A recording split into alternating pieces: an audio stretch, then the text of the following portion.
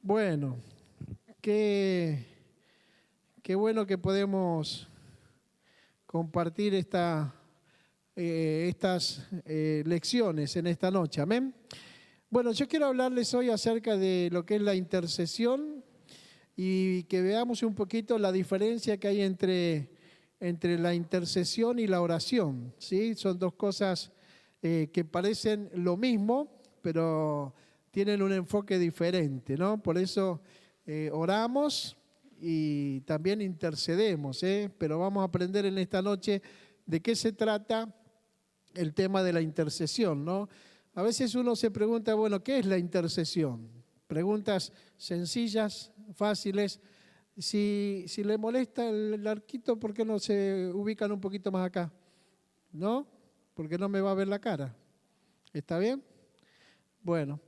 Bueno, la intercesión entonces, cuando nos preguntamos qué es, una definición sencilla, es una oración santa, fiel y perseverante.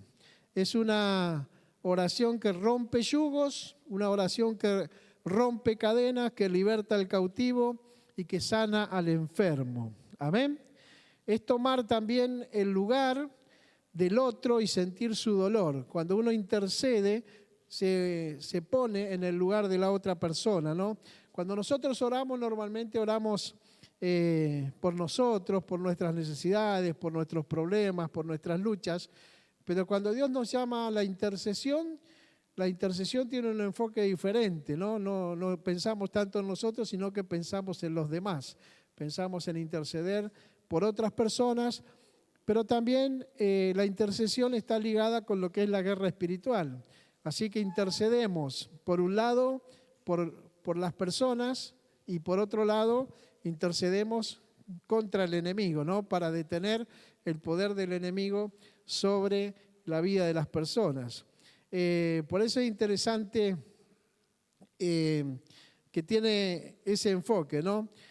¿Quién es el intercesor o un intercesor? ¿Quién sería? Bueno, sería un hombre, una mujer que ha dejado de ser un cristiano que ora simplemente de manera sencilla, de manera común, para convertirse en lo que nosotros denominamos como un guerrero de oración.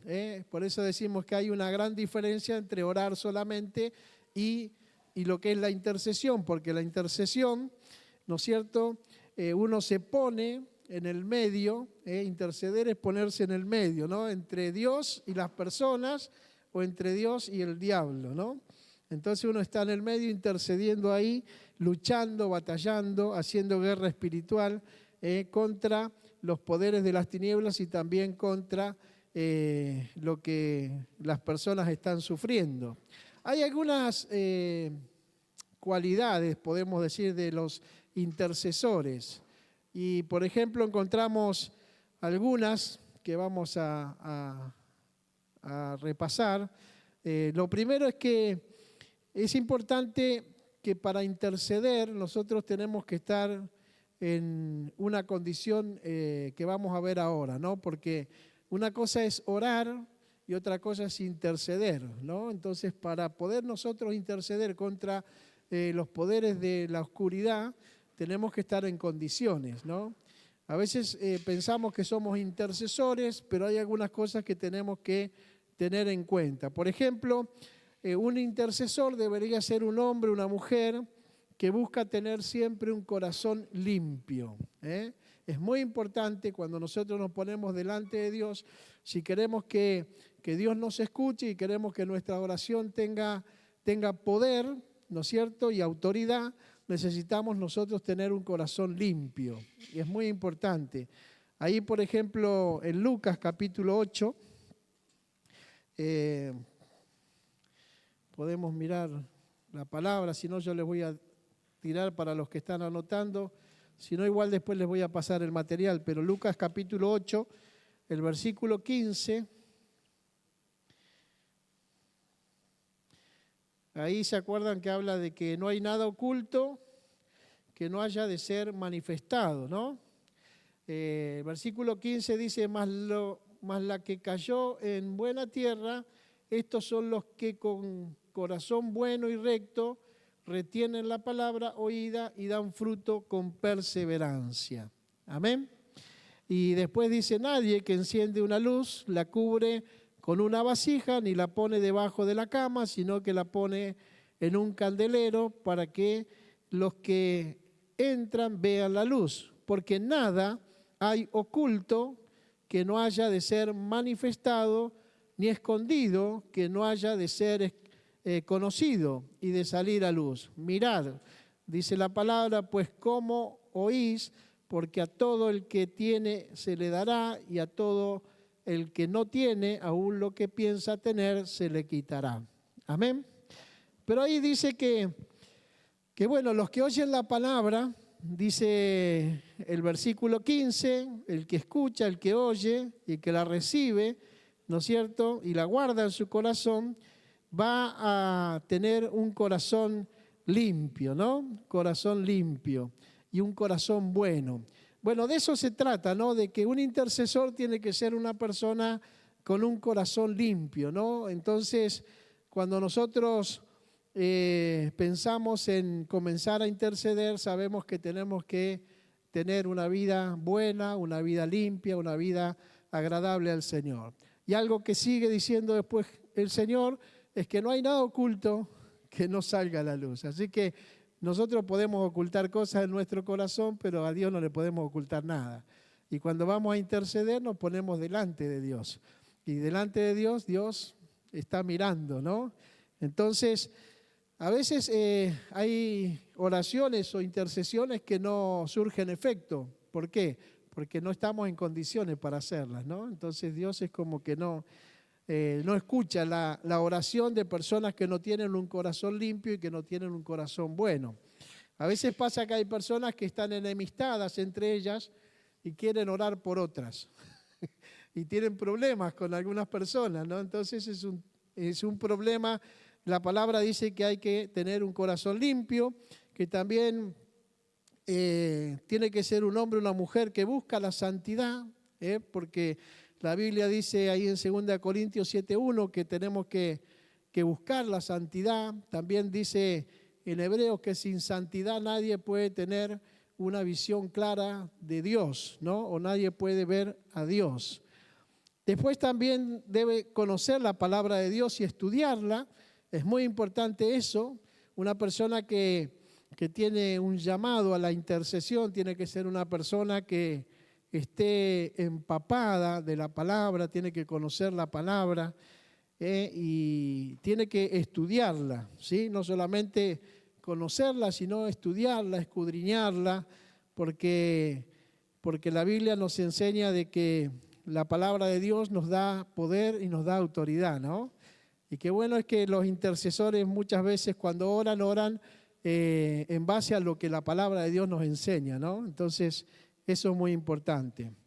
Debe amar también la misericordia, debe tener un corazón compasivo y conmoverse ante el dolor ajeno. Nosotros tenemos que tener ese corazón compasivo, amoroso y misericordioso hacia las demás personas, ¿no? Por eso el intercesor siente esa carga, ¿no? Esa preocupación, esa misericordia hacia las personas que sufren. Y no todos somos intercesores, ¿no? El Señor elige, ¿no?, de su pueblo algunos y algunas mujeres y algunos hombres y pone en ellos carga, ¿no? Uno dice, bueno, ¿cómo me doy cuenta si Dios me está llamando a la intercesión? Y bueno, porque el Señor va poniendo en nosotros eso, ¿no? Misericordia, va poniendo un corazón compasivo, uno ve la necesidad de los demás y comienza a conmoverse, uno sufre por lo que le pasa a la gente y entonces eso nos lleva a arrodillarnos y a interceder por ellos, ¿no? A ponernos delante de Dios y decir, bueno, Dios, comenzá a obrar en la vida de esta persona. También debe buscar la empatía, ¿no? O sea, es muy importante ponernos en el lugar del otro. Ponerse en el lugar del otro es muy, pero muy importante. A veces nos cuesta, estamos tan metidos en nosotros mismos que nos cuesta tener empatía, ¿no? Ponernos en el lugar de la otra persona y un intercesor necesita ser empático, ¿no? Tener esa empatía y poder ponerse en el lugar del otro. Debe ser también capaz de sacrificarse por amor, compromiso. De esto se trata, ¿no? Un intercesor realmente es alguien que tiene un compromiso. Ahí en San Juan, capítulo 15, el versículo 13, nos dice la palabra, dice, nadie tiene mayor amor que este, que uno ponga su vida por sus amigos. Amén. Bueno, tenemos que estar dispuestos a eso, ¿no? Dispuestos a sacrificarnos. Jesús lo decía de una manera hermosa, ¿no? Cuando Él decía ahí, nadie tiene mayor amor que este, que uno ponga su vida por sus amigos. Así que bueno, hay algunas características que el intercesor tiene que tener. Yo siempre digo que a veces pensamos nosotros que hay hombres y mujeres que tienen el llamado a la intercesión, pero cuando empezamos a mirar un poquito y a ver el tipo de vida que está llevando, nos damos cuenta que todavía no hemos entendido realmente, ¿no? Que para ponernos delante de Dios, para interceder por otra persona, necesitamos tener algunas condiciones, ¿no? Decir, bueno, yo tengo que tener en mi corazón misericordia, compasión, amor, tengo que sentir compasión, ¿no es cierto? Son cosas que el Espíritu Santo va desarrollando en nosotros para llevarnos ¿a qué? A interceder, ¿no? Entonces hay que preguntarse si nosotros estamos, ¿no es cierto?, intercediendo por otras personas. Interceder tiene que ver no solamente con orar por otras personas, sino con estar ahí, ¿no es cierto?, y batallar por esas personas. ¿Qué logra un intercesor? ¿Por qué es tan importante que seamos intercesores? Hay algo que me conmueve, pero ahí anoten Apocalipsis capítulo 8, dice que Dios hace silencio para escuchar a los intercesores. Amén. Dios hace silencio y eso es impactante. Mire lo que logra un intercesor, ¿no? Cuando una persona se pone a interceder. Apocalipsis capítulo 8, vamos a buscar. ¿Sí?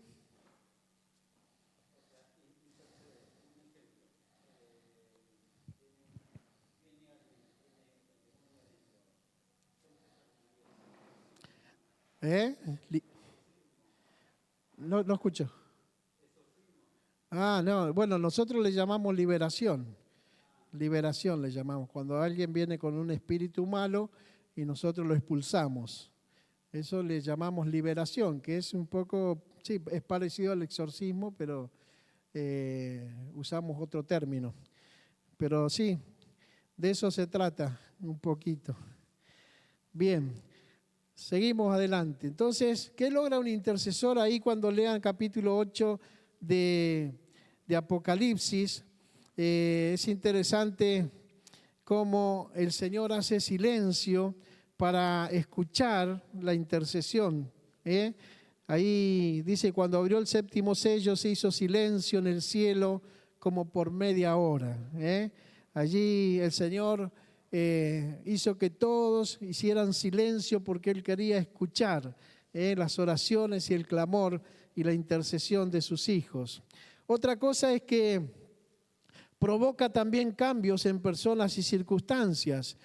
Cuando nosotros empezamos a interceder, no sé si les ha pasado que a veces nos ponemos a interceder por personas que están pasando momentos difíciles o personas que están por ahí para nosotros como endurecidas, ¿no? Decimos, esta persona está dura, ¿no? Esta persona no va a ir nunca a la iglesia o no va a aceptar nunca el evangelio.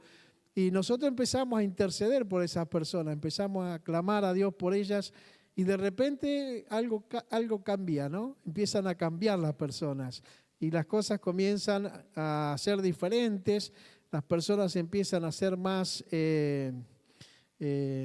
transformadas y cambiadas, y uno dice, ¿qué le pasó a esta persona que cambió? Bueno, es que la intercesión provoca eso, ¿no? Cuando uno intercede, produce cambios, produce no solamente que las personas cambien, sino que las circunstancias cambien también. Hay veces oramos por salud, intercedemos por personas como nos ha pasado, ¿no? Que no solamente hemos orado por personas que están enfermas, sino que nos hemos puesto en el medio, clamando a Dios para que Dios sane a alguna persona, y de repente el Señor hizo el milagro y la sanó, ¿no? Se generó el cambio en la vida de la persona. Así que también, como decíamos, nuestras oraciones o nuestra intercesión es un campo de batalla, ¿no? ¿Se acuerdan? Allí en el libro de Daniel, Daniel capítulo 10, a ver si lo encontramos ahí rapidito. Daniel capítulo 10, el verso 12 y 13.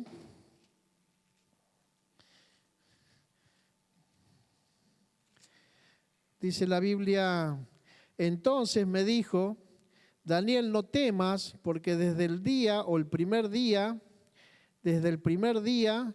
que dispusiste tu corazón a entender y a humillarte en la presencia de tu Dios, fueron oídas tus palabras, y a causa de tus palabras yo he venido.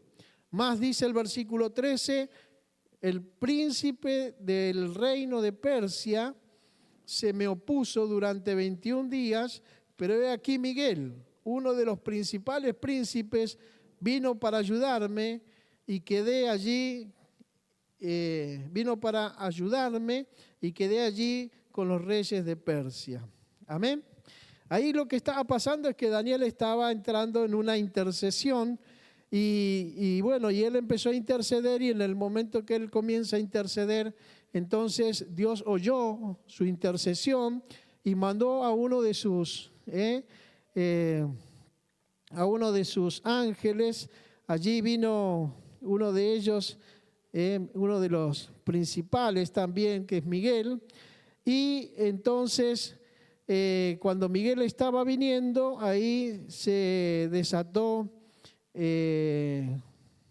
una batalla en el cielo, ¿no? Nos cuenta un poco el libro de Daniel, que ahí apareció el príncipe de Persia y se armó la batalla ya en el cielo, y se detuvo la respuesta de Dios por 21 días, ¿no? Y a los 21 días recién ahí pudo pasar y traer la respuesta que Daniel estaba pidiendo. Bueno, eso habla un poco de la realidad, ¿no? De la realidad de lo que pasa cuando nosotros comenzamos a interceder. Vieron que a veces oramos, intercedemos y no recibimos la respuesta automáticamente. ¿Por qué? Porque siempre tenemos a alguien que se opone a que la respuesta llegue, ¿no? Pero si nosotros persistimos, permanecemos intercediendo, clamando, entonces el Señor va a comenzar a mover su ejército celestial, porque la intercesión hace que los poderes espirituales comiencen a movilizarse, ¿no? Entonces, no solamente se movilizan los poderes de Dios y todo su ejército, que lo vamos a ver en un ratito, sino también los poderes del diablo y todo su ejército, ¿no? Se movilizan para tratar de que la respuesta de Dios nos llegue. Pero bueno, el intercesor es alguien que no afloja, el intercesor es alguien que está dispuesto a pelear, y a veces hay que pelear y no tenemos como los boxeadores, ¿no? No es un round solamente, son varios y vamos ahí luchando hasta que logramos, ¿no es cierto?, que podamos vencer y la respuesta de Dios llegue, ¿no? ¿Qué otra cosa logra un intercesor? Bueno, un intercesor logra también mover el corazón de Dios, ¿no? Es muy lindo ver cómo Dios se moviliza, ¿no? Siempre decimos que la oración y la intercesión son las que hacen que las manos de Dios se muevan, ¿no? Cuando nosotros oramos, intercedemos, Dios comienza a movilizarse, ¿no? Y eso es hermoso, que un intercesor puede lograr que Dios se movilice, ¿no? Que las manos de Dios se muevan, que el corazón de Dios sea tocado, ¿no? También, algunas cosas como el desvío de juicios. Hay pasajes como en Jonás, ¿se acuerdan? Que hace poquito predicamos sobre Jonás, había un juicio y el Señor allí mandó a su siervo para que el juicio fuera desviado, ¿no? Y bueno, La intercesión hace que los juicios se desvíen, libra a las personas de los peligros también, ¿no? En Hechos capítulo 12, ahí encontramos a Pedro, que estaba en la cárcel.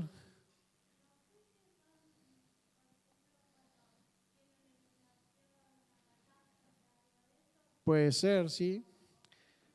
Sí, pueden ser juicios que tengan que ver con cosas naturales, también con cosas espirituales que pasen.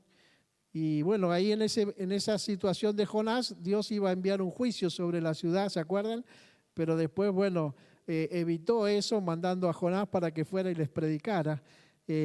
Pero también había un juicio sobre Jonás, se lo tragó el pez y Jonás en el vientre del pez intercedió y entonces el pez lo vomitó, o sea, evitó, ¿no es cierto?, la muerte, que era una muerte segura, la evitó porque, bueno, él ahí en el vientre del pez intercedió delante de Dios. Pero, por ejemplo, ahí en Hechos capítulo 12, los versículos 5 en adelante, nos cuenta cuando Pedro estaba en la cárcel, pero dice que la iglesia hacía sin cesar oración a Dios por él, ¿no? Estaba intercediendo, intercedía, los hermanos oraban y oraban, y era una oración intensa, ¿no? Estaban intercediendo, y bueno, y dice la Biblia que eso tocó el corazón de Dios, y Dios mandó su ángel, y entonces se abrieron las puertas, cayeron las cadenas, y Pedro fue liberado, ¿no? Entonces, bueno, la intercesión libra a las personas del peligro, ¿no? También cambia el curso de la historia, lo que no puede ser, que uno dice, no, esto nunca va a suceder, esto no va a acontecer, esto no se va a lograr, y de repente no sé qué hace Dios cuando nosotros intercedemos y las cosas comienzan a suceder, ¿no? Entonces, qué bueno eso. Ahí creo que hay alguien con un micrófono prendido. Bien. Bueno, la Biblia tiene muchos ejemplos de intercesores, ¿no? Pero creo que el ejemplo más grande justamente es de nuestro Señor Jesucristo, ¿no? Él es el ejemplo máximo de intercesión, ¿no? Encontramos también la iglesia primitiva, como oraba sin cesar la iglesia continuamente, siempre orando, ¿no? Los hermanos se reunían y intercedían y oraban. Y creo que la iglesia que ora es una iglesia poderosa, ¿no? Una iglesia que tiene autoridad. Por eso es muy importante entender que Dios nos dio muchas armas espirituales, muchas. Pero creo que una de las armas más poderosas que tiene la iglesia es la oración y la intercesión. Esas son creo que son las armas que activan las otras armas, ¿no? La oración y la intercesión es lo que hace que la iglesia sea una iglesia fuerte, una iglesia poderosa, una iglesia con autoridad espiritual, ¿no? Y entonces es muy importante porque las oraciones, como decíamos, generan o forman vallados. Con la oración nosotros logramos cubrir a las personas que sean rodeadas de la presencia de Dios. El Señor nos protege a través de la oración, la intercesión. Vieron que nosotros ya tenemos por costumbre decir, si vamos a viajar, decimos, bueno, hermanos, oren porque vamos a viajar, para que el Señor nos guarde en el camino de ida, en el camino de vuelta. Le pedimos que cuide el auto. Lo que nos falta a veces es que nos llene el tanque de nafta, pero bueno, también si puede el Señor que haga un milagro y llene el tanque de nafta, ¿no? Pero bueno, nosotros todo el tiempo estamos, ¿no es cierto?, orando por esas cosas para que Dios nos guarde, nos cuida, nos proteja. Y es interesante que bueno, el Señor le dio a la iglesia este ministerio tremendo, que es el ministerio de intercesión, que tiene un poder extraordinario, ¿no?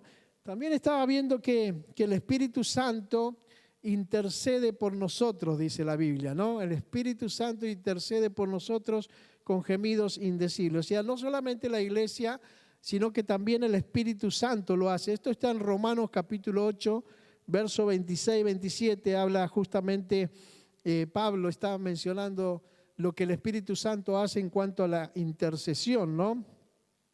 Y bueno, ahí encontramos que en Juan 17, 20, por ejemplo, oró por las multitudes. En Lucas 19:41 dice que allí el Espíritu fue como acongojado y oró. En Juan 17 también oró por sus discípulos, el Señor. También en Lucas 22:32 oró por ellos en forma particular. Y bueno, y ahí en Romanos 8:34 podemos leer, Romanos 8:34.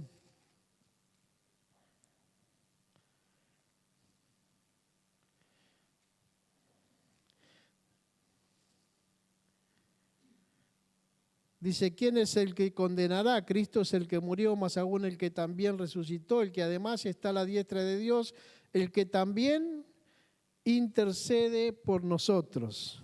Amén. Así que Jesús siempre está ahí intercediendo por nosotros. También hay otra referencia en Hebreos capítulo 7, verso 25.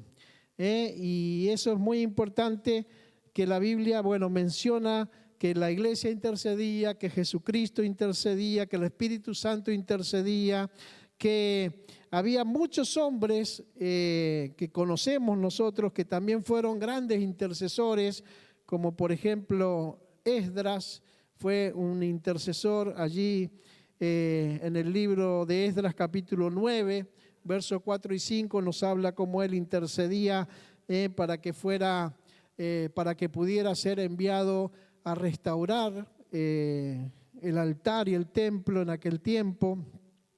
Moisés fue un varón tremendo, intercesor. En el libro de Números encontramos ahí en el capítulo 14 la intercesión de Moisés allí delante del Señor. También en Deuteronomio capítulo 9 encontramos a Moisés intercediendo.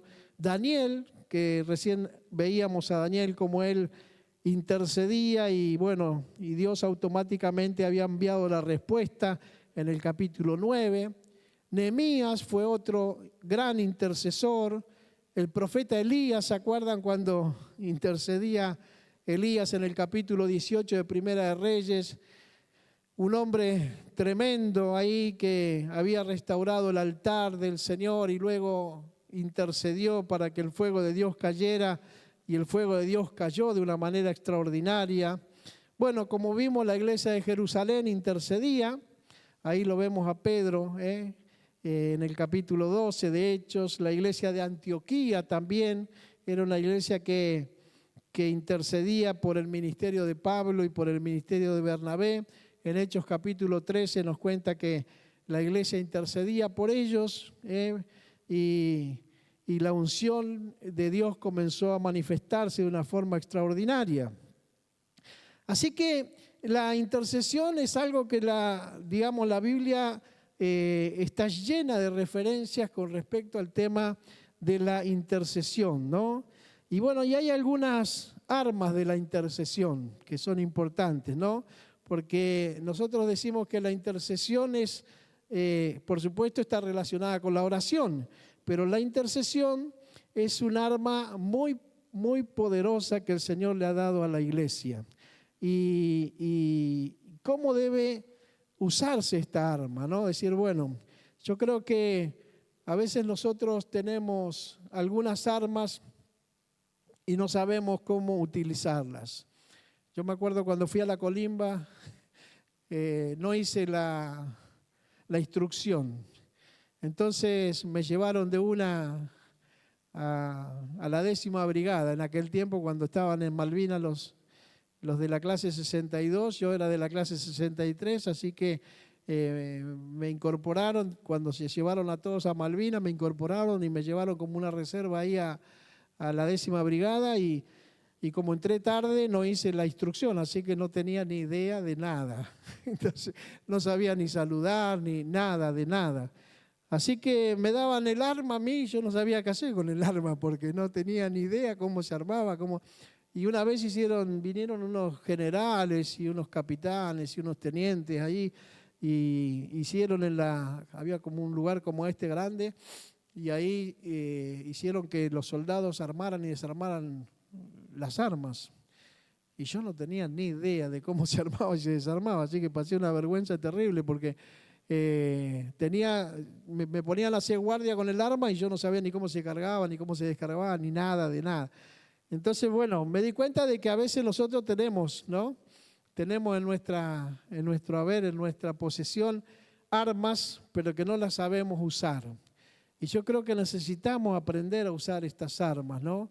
Decir, bueno, saber que la intercesión es un arma poderosísima que genera todas estas cosas que decíamos hace un ratito, ¿no? Todas las cosas, cuando nosotros decimos, bueno, ¿qué logra una persona que intercede? Bueno, logra que Dios haga silencio en el cielo, provoca cambios en las personas y las circunstancias, nos metemos en el campo de batalla contra los poderes del enemigo, movemos el corazón del Señor, logramos que muchas cosas que están determinadas como juicios, ¿no?, que van a venir, se desvíen y no lleguen, libramos a las personas de los peligros. ¿Cuántas veces el Señor nos despierta quizás a la madrugada? No sé si le ha pasado a algunos de ustedes, ¿no? Pero muchas veces nos pasa de que nosotros estamos durmiendo y de repente el Señor te despierta, el Espíritu te despierta y tenés en la cabeza la vida de una persona, ¿no? Viene el rostro de una persona, viene una familia a tu corazón y el Señor te pone a interceder ahí, no sabes lo que está pasando, no sabes lo que le está pasando a esa familia, no sabes lo que está pasando a esa persona, pero el Señor te despierta para interceder por ellos, ¿no? Y entonces ahí logramos que muchas personas sean libres de peligros, que muchas cosas cambien, y eso es realmente maravilloso. Por eso es interesante que nosotros podamos entender. Yo me acuerdo cuando recién me convertí, me di cuenta de lo que costaba empezar a orar, y ni hablar de interceder, ¿no?, de ponerme en la brecha para clamar, pero orar era muy difícil. Y me acuerdo que en aquel tiempo estaba Luis Palau, que Luis había escrito un librito que era 5 más 5 más 5, se llamaba el librito, ¿no?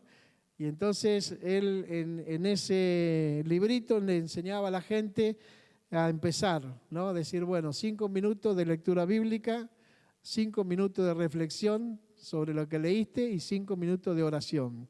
Y empezábamos con eso, 15 minutos por día, ¿no? Decir, bueno, arranquen con eso, decía Luis. Y ahí empezamos, ¿no? Y después de a poquito, los 5 minutos pasaron a ser 10 y así fue sumando. Y bueno, y cada vez empezamos a ponernos más prácticos en el tema, no solamente de la lectura, la meditación, sino también de la oración, ¿no? Orar. Y bueno, no sé a cuántos acá le cuesta orar. ¿A cuántos le cuesta orar acá? ¿A ninguno? Bueno, gloria a Dios.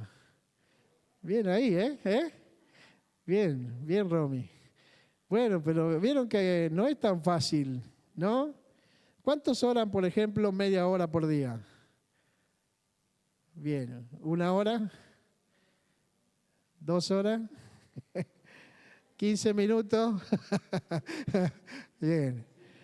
Bueno, tenemos que como todas las cosas, tenemos que generar hábitos, ¿sí? Hábitos. Y bueno, los hábitos se hacen haciendo. ¿Amén? Los hábitos se van generando haciendo y nosotros tenemos que proponernos hacer las cosas para lograrlas, porque si no, no las logramos nunca. Entonces está bueno empezar a proponernos, decir, bueno, yo voy a empezar a orar 10 minutos, después 15, después 20, después 30 y así, de a poquito, ¿no es cierto?, ir sumando tiempo para estar en la presencia del Señor. Amén. Así que, ¿cómo debe ser usada esta arma? Bueno, debe haber un lenguaje claro y completo, o mejor dicho, completa unidad entre los intercesores. Es muy importante eso, de que nosotros podamos tener un lenguaje claro, ¿no? En el sentido de decir, bueno, saber bien por qué vamos a interceder. Y también cuando hay un grupo de intercesores, ¿no es cierto?, tener una completa unidad entre los intercesores. No puede ser que, por ejemplo, en un grupo de intercesores haya conflicto, haya problema. haya discusiones, haya peleas. No puede ser eso, sino que tiene que haber una completa unidad para que Dios pueda obrar con poder sobre la vida de esas personas. También ponerse de acuerdo para orar. ¿Cuántos se acuerdan del texto en que Jesús dice, si dos de ustedes se ponen de acuerdo sobre cualquier cosa que me pidan, ¿qué va a pasar?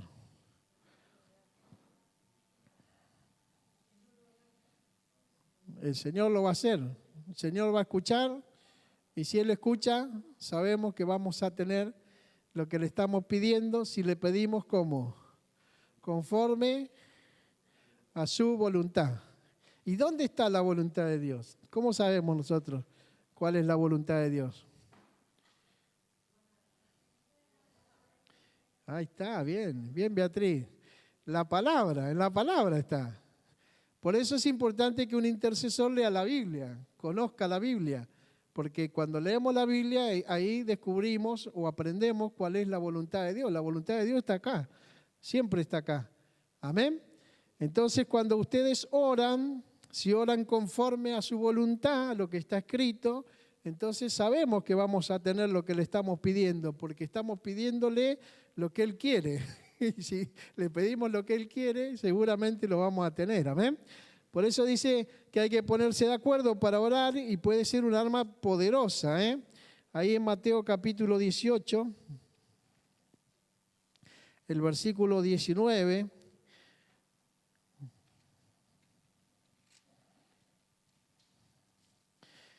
Dice el Señor, otra vez os digo que si dos de vosotros se pusieren de acuerdo en la tierra acerca de cualquier cosa que pidieren, les será hecho por mi Padre que está en los cielos. Porque donde están dos o tres congregados en mi nombre, allí estoy yo en medio de ellos. Amén. Bueno, de cada cosa que estoy mencionando hay un texto bíblico. Lo que pasa es que si leemos todos los textos se va a hacer muy largo. Bueno, entonces, ponerse de acuerdo para orar es muy importante, No podemos estar orando. Vieron que a veces se arma la oración y cada uno está orando por cualquier cosa, ¿no? Un poco es como aprendíamos en liberación cuando hablábamos de tomar autoridad en el nombre de Jesús y que cuando el grupo está orando por liberación de una persona, nos tenemos que poner de acuerdo y si hay uno que empieza a interceder y a orar por esa persona, entonces los demás le acompañan, pero no oran cualquier cosa, están orando, acompañando al que está dirigiendo la liberación en ese momento, ¿no? Entonces está bueno que nos pongamos de acuerdo para orar, y entonces de esa manera la intercesión se convierte en un arma tremendamente poderosa, Por eso es bueno tener claro el enfoque. ¿Por qué vamos a interceder? ¿No? Y decir, bueno, ponernos algunos motivos específicos, ya pueden ser motivos personales, motivos familiares, motivos laborales, motivos, ministeriales también, ¿no es cierto? Desafíos que vienen a nuestro corazón, podemos compartirlo con algunos intercesores y ponernos de acuerdo y juntos interceder por ese tema y entonces seguramente Dios va a obrar con poder. Amén. También el ayuno puede multiplicar el efecto de la oración. Cuando nosotros ayunamos, ya lo hemos visto, la oración o la intercesión y el ayuno son muy importantes para que nosotros podamos tener resultados poderosos. También debe tener el intercesor un espíritu perseverante.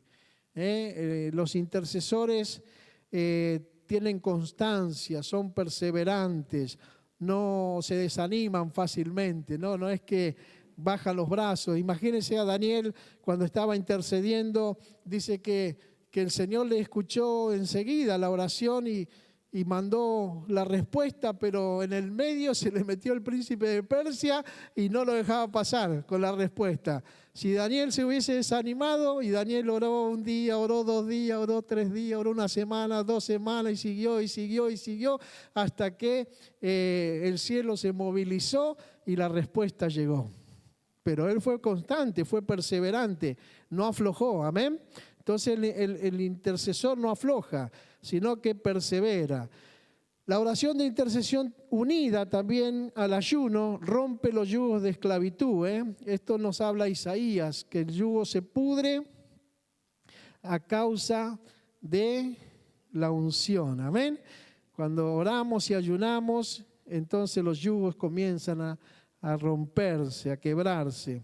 A través de esta oración también se puede atar al poder del diablo. Mateo 18:18, ahí también nos dice algo interesante. El Señor dice: de cierto os digo que todo lo que atéis en la tierra será atado en el cielo, y todo lo que desatéis en la tierra será desatado en el cielo. Amén. Y ahí está justamente el Señor hablando acerca de la intercesión, de la oración, y dice algunas de las cosas que van a ir aconteciendo mientras nosotros lo hacemos. También dice que el arma más poderosa para interceder justamente es la oración. Isaías capítulo 10, vamos a mirar ahí el versículo 27. Dice la palabra en Isaías 10:27: acontecerá en aquel tiempo que su carga será quitada de su hombro y su yugo de su cerviz, y el yugo se pudrirá a causa de la unción. Amén. Así que la intercesión, mi hermano, es muy poderosa. Entonces, decíamos, ¿qué produce una intercesión? Bueno, como dijimos, desvía los juicios de Dios, salva a personas de peligro. Si nos ponemos de acuerdo, Dios va a responder poderosamente y el Señor va a bendecir la iglesia y las vidas a través de lo que es la intercesión y la guerra espiritual. Amén. Gloria a Dios. Bueno, dicho esto, yo quiero mencionar un poquito sobre el tema de la guerra espiritual, ¿no? Y que hablemos de algunas cosas que son básicas de la guerra espiritual. Y ahí, por ejemplo, en Isaías capítulo 41, Isaías capítulo, o mejor dicho, vamos primero a Ezequiel capítulo 28.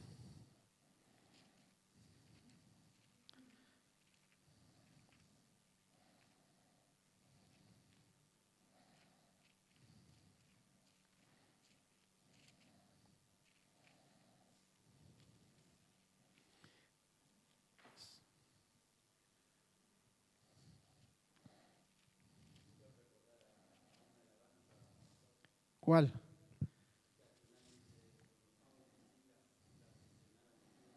Amén. Sí. Amén. Exactamente. Y ellos cantaban himnos al Señor. Gloria a Dios. Ezequiel capítulo 28, verso 12, nos dice algo interesante. Verso 12 al 19. Nos habla y dice: hijo de hombre, levanta endecha sobre el rey de Tiro y dile: así ha dicho Jehová el Señor, tú eras el sello de la creación o de la perfección, lleno de sabiduría y acabado de hermosura. En Edén, en el huerto de Dios estuviste, de toda piedra preciosa era tu vestidura, de cornerina, topacio, jaspe, crisolito, berilo y onís, de zafiro, carbunclo, esmeralda y oro. Los primores de tus tamboriles y flautas estuvieron preparados para ti en el día de tu creación. Tú, querubín grande, protector, yo te puse en el santo monte de Dios. Allí estuviste en medio de las piedras de fuego, te paseabas. Perfecto eras en todos tus caminos desde el día que fuiste creado hasta que se halló en ti maldad. A causa de la multitud de tus contrataciones, fuiste lleno de iniquidad y pecaste, por lo que yo te eché del monte de Dios y te arrojé de entre las piedras del fuego. Oh querubín protector, Se enalteció tu corazón a causa de tu hermosura. Corrompiste tu sabiduría a causa de tu esplendor. Yo te arrojaré por tierra, delante de los reyes te pondré para que miren en ti. Con la multitud de tus maldades y con la iniquidad de tus contrataciones profanaste tu santuario. Yo pues saqué fuego de en medio de ti, el cual te consumió, y te puse en ceniza sobre la tierra a los ojos de todos los que te miran. Todos los que te conocieron de entre los pueblos se maravillaban sobre ti. Espanto serás y para siempre dejarás de ser. ¿Saben de quién está hablando, no? ¿De quién? ¿De quién? De Satanás. Pero ¿cómo se llamaba antes Satanás? Luzbel, Lucifer. Bueno, yo quiero, vimos un poquito porque, como les dije desde el principio, son temas que son demasiado profundos para poder tocarlos en tan poco tiempo. Entonces, quiero dar un pequeño pantallazo para entender lo importante que es, ¿no es cierto? Interceder, porque la intercesión es la que nos coloca delante de Dios y nos enfrenta a la gente que nos rodea, pero también nos coloca delante de Dios contra los poderes de las tinieblas. Y por eso decimos que cuando una persona va a interceder, tiene que entender que se está metiendo en un ámbito espiritual y en un ámbito que es peligroso si no estamos en condiciones. ¿Se acuerdan? Todos los que quieren hacer cosas espirituales y entrar en ese ámbito tienen que estar en condiciones, porque lo que más necesitamos para poder entrar a esos lugares y poder tener una respuesta positiva o poder lograr una victoria sobre esas batallas es autoridad espiritual. Y la autoridad espiritual viene a la vida del cristiano solamente a través de la santidad. La autoridad no viene solo a través del conocimiento bíblico, ni tampoco viene a través del servicio que nosotros realizamos. Decir, bueno, yo conozco mucho la Biblia, yo voy mucho a la iglesia, yo sirvo al Señor, canto en el coro, toco la guitarra o hago cualquier cosa, ¿no es cierto? O predico en la iglesia. Eso no me da autoridad espiritual. A mí lo único que me da autoridad espiritual es la santidad. Por eso es muy importante que nosotros entendamos esto. Que una cosa es que oremos a Dios, ¿no? Que oremos, Señor, bendíceme a mí, bendice mi familia, bendice mi trabajo. Nosotros oramos de esa forma más sencilla, pero otra cosa es la intercesión. Para interceder nosotros nos metemos en un ámbito espiritual, ¿no es cierto? ¿Por qué? Porque vamos a batallar.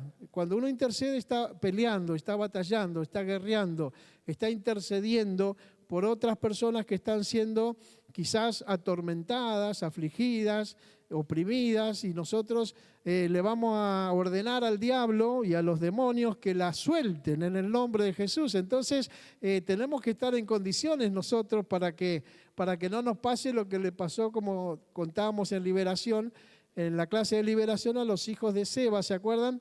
Que iban detrás de Pablo, y Pablo iba reprendiendo a los demonios y echándolo fuera, y entonces ellos pensaron que era fácil porque escuchaban que Pablo decía en el nombre de Jesús sal fuera, en el nombre de Jesús sal fuera, en el nombre de Jesús sal fuera, y pensaron que era como una fórmula mágica, ¿no? Y a veces la gente piensa eso. Bueno, la Biblia dice que yo en el nombre de Jesús puedo echar fuera demonios, y piensa que solamente usando la fórmula mágica entonces las cosas van a funcionar. Pero resulta que no funcionan así, ¿no? Y el hecho quedó registrado en la Biblia para que nosotros nos demos cuenta que no es simplemente repetir lo que la Biblia enseña, sino que lo tenemos que repetir, pero con un respaldo espiritual, con autoridad de parte de Dios, que la autoridad viene a través de mi vida, de mi santidad, mi consagración, mi vida rendida a Él. Entonces, mientras yo no haga eso, mientras yo no me rinda, mientras yo no me consagre, mientras yo no me santifique, entonces no voy a tener la autoridad espiritual que necesito para poder pararme frente a esos poderes de la oscuridad y ordenarles que se vayan de las vidas o que suelten lo que sea, porque no tengo la autoridad. Amén. Los hijos de Seba siempre nos causan gracia porque cuando ellos fueron y le dijeron al endemoniado, ¿se acuerdan? En el nombre de Jesús que predica Pablo, te ordeno que salgas. Ellos pensaron que iba a funcionar así. El Espíritu le respondió, mirá, a Pablo conozco, a Jesús también, pero ustedes ¿quiénes son? Los sacó a los palos, ¿no? Le pegó una paliza tremenda.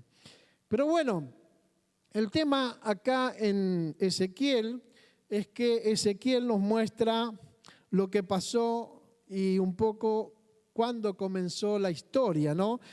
Porque si bien esto está en los libros proféticos, esto es algo que aconteció antes, ¿no es cierto?, de que el diablo fuera arrojado a la tierra, ¿no? Acá esto pasó, lo que él se rebeló con Dios, está antes del libro de Génesis, cuando el diablo es arrojado a la tierra. ¿Se acuerdan que la Biblia empieza diciendo, en el principio creó Dios los cielos y la tierra? Y luego dice, la tierra estaba desordenada y vacía. En algunas versiones más antiguas dice que la tierra estaba desadornada y vacía. Desadornada, dice en algunas versiones más antiguas. Como por ejemplo la 1909 dice desadornada, no dice desordenada, ¿no? Entonces, la pregunta siempre fue ¿qué sucedió entre el versículo 1 y el versículo 2? ¿Y cuánto tiempo pasó entre el versículo 1 y versículo 2? Algo que no sabemos, pero es interesante que Dios no crea nada de manera inútil, ¿no? Porque la Biblia dice en Isaías también de que Dios crea, lo que Dios crea lo crea útil. Nunca creó Él algo que no sirva, sino que todo lo que Dios creó, lo creó y siempre Él dijo que era bueno en gran manera, ¿no? Entonces, Dios crea todo, versículo 1 dice, y estaba todo bien, pero luego entre el versículo 1 y el versículo 2 algo pasó que la hipótesis que tenemos es que ahí fue el diablo arrojado del cielo a la tierra. Y entonces cuando el diablo vino con toda su furia, desordenó todo, desadornó todo. Y entonces encontramos el versículo 2 que dice, la tierra estaba desordenada y vacía. Pero Dios no la creó así, algo pasó. Y lo que pasó es que el diablo, con todos los rebeldes que estaban con él, porque hay muchos ángeles caídos, se rebelaron y entonces fueron arrojados del cielo y vinieron a destruir justamente lo que Dios había creado, la creación de Dios. Por eso el diablo desde el principio es nuestro enemigo, ¿no? Enemigo de Dios y de todo lo que Dios ha creado. Y entonces ahí encontramos el versículo 3, donde Dios comienza otra vez lo que es la restauración, ¿no? Y entonces Dios empieza a restaurar y a ordenar todas las cosas de nuevo. Así que eso es lo que encontramos ahí. Por eso la guerra, hay un material que se llama la guerra de las dos simientes, ¿no? La simiente del diablo y la simiente de Dios. ¿Se acuerdan cuando pasa toda la historia de la serpiente, la mujer y Adán? Entonces ahí Dios le dice en el capítulo 3, versículo 15, y pondré enemistad entre ti y la mujer, y entre tu simiente y la simiente suya. Ella te dirá, ¿se acuerdan? Ese pasaje es la primer promesa de redención, donde Dios ya determina desde el principio lo que va a pasar con el enemigo, ¿no? Pero desde el principio hay una guerra, que es la guerra espiritual, ¿no? Entre el diablo, Satanás, Luzbel, que era este que vemos acá en Ezequiel capítulo 28, que era el querubín protector, le llama la Biblia, y la creación de Dios, ¿no? Hay otros pasajes también como Isaías capítulo 41, Apocalipsis capítulo 12, que nos hablan de estas cosas. Pero como dije, no podemos ver todos los versículos bíblicos. Pero lo importante es que nosotros tengamos bien presente que la guerra espiritual se inicia en el cielo con Satanás, y que hubo una actitud tremendamente arrogante, ¿no? Porque el diablo se rebela contra Dios y quiso ser semejante a Dios, y por eso Dios lo destituye y lo saca del cielo, y cuando él cae a la tierra, es lo primero que quiere hacer, ¿no? Lo primero que quiere hacer es confundir a Adán y a Eva, ¿se acuerdan?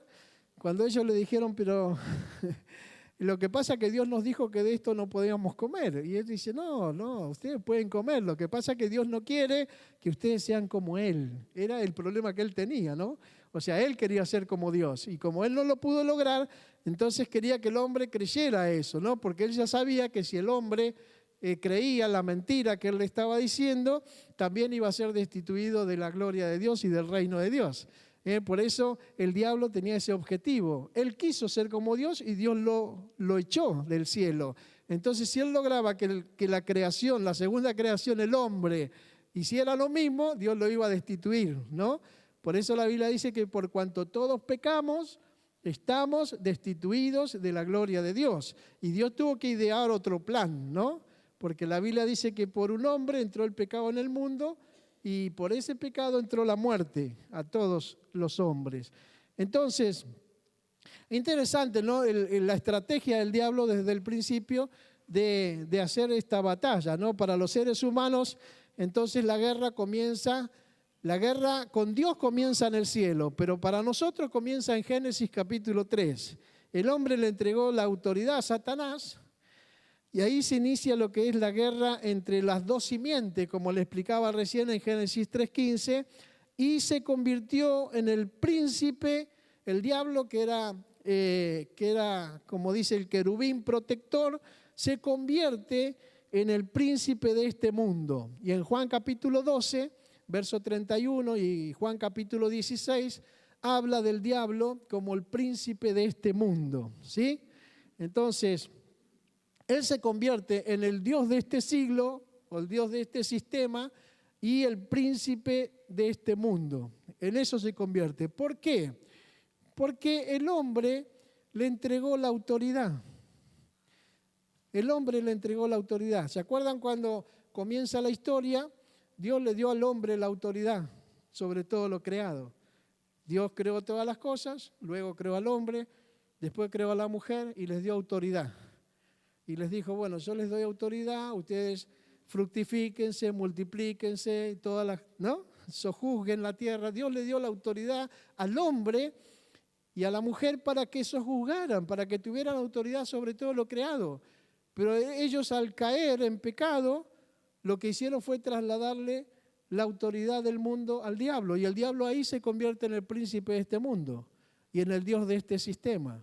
Entonces el diablo está gobernando de alguna manera el sistema porque el hombre le dio la autoridad. ¿Qué significa eso? Que cuando nosotros pecamos, le estamos cediendo la autoridad al diablo que nosotros tenemos. Porque a vos, cuando te convertiste, recibiste a Cristo en tu corazón, Dios te dio poder y autoridad, ¿sí? Jesús dijo, toda potestad me es dada en el cielo y en la tierra, por tanto vayan. Cuando Él dice eso, Él nos está trasladando a nosotros el poder y la autoridad. De hecho, se lo dijo a los discípulos, ¿no? Cuando le dijo, he aquí les doy poder y autoridad para hollar serpientes y escorpiones y sobre toda fuerza del enemigo y nada los dañará. ¿Sí o no? Él nos dio a nosotros eso. Nosotros tenemos, los creyentes tenemos poder y autoridad delegada por el Señor. O sea, la autoridad que Dios le dio a Jesús, Jesús se la dio a la iglesia. Y la iglesia somos nosotros. Así que nosotros tenemos el poder y la autoridad. Entonces, ¿por qué a veces somos tan vapuleados y tan zamarreados por el diablo? Bueno, porque pecamos. Y cuando pecamos, le damos lugar al diablo.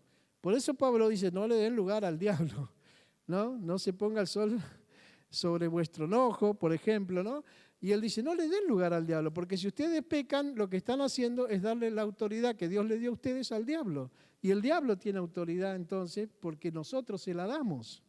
¿Amén? ¿Me van entendiendo ahí?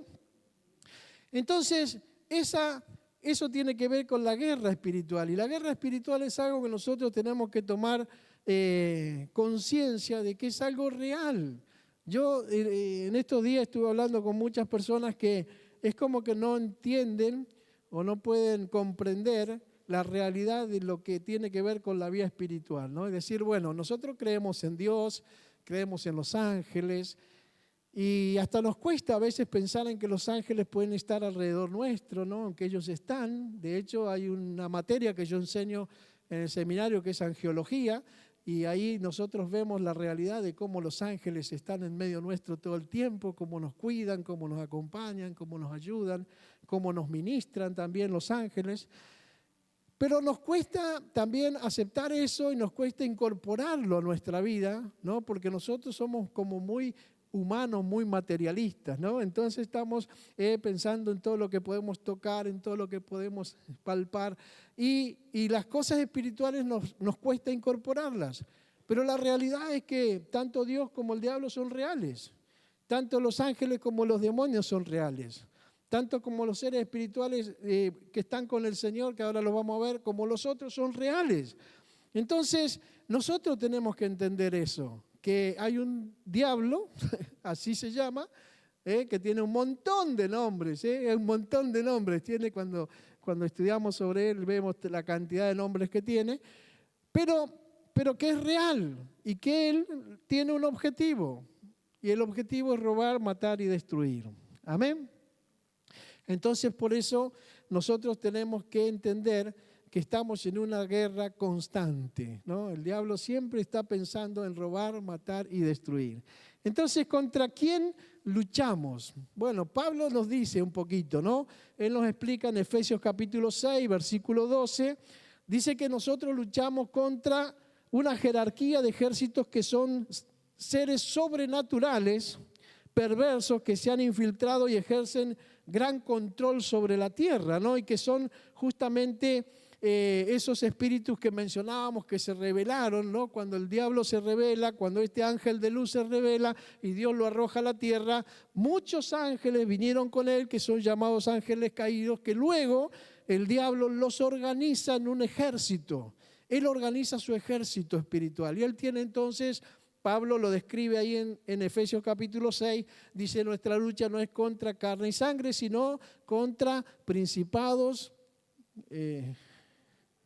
gobernadores, huestes espirituales de maldad. Bueno, y nos da la lista de jerarquías, cómo el diablo se organiza. El diablo se organizó de esa manera, ¿no es cierto? Entonces también justamente por eso digo que nuestra lucha es contra una jerarquía de ejércitos sobrenaturales. Y nosotros tenemos que saberlo eso, contra también las acechanzas del diablo. El diablo está todo el tiempo acechando, y esa palabra tiene que ver con la astucia, el engaño, la artimaña, el ardid, las estrategias que el diablo utiliza para venir contra nosotros principalmente. ¿Por qué? Porque los que están en el mundo lamentablemente ya están perdidos, así que no los molesta demasiado. Pero cuando se convierte los empieza a molestar. Cuando se convierten empieza la batalla, porque el diablo no quiere que se salven, el diablo quiere que se pierdan. Y entonces el problema es con nosotros, no es con los que están en el mundo. ¿Amén?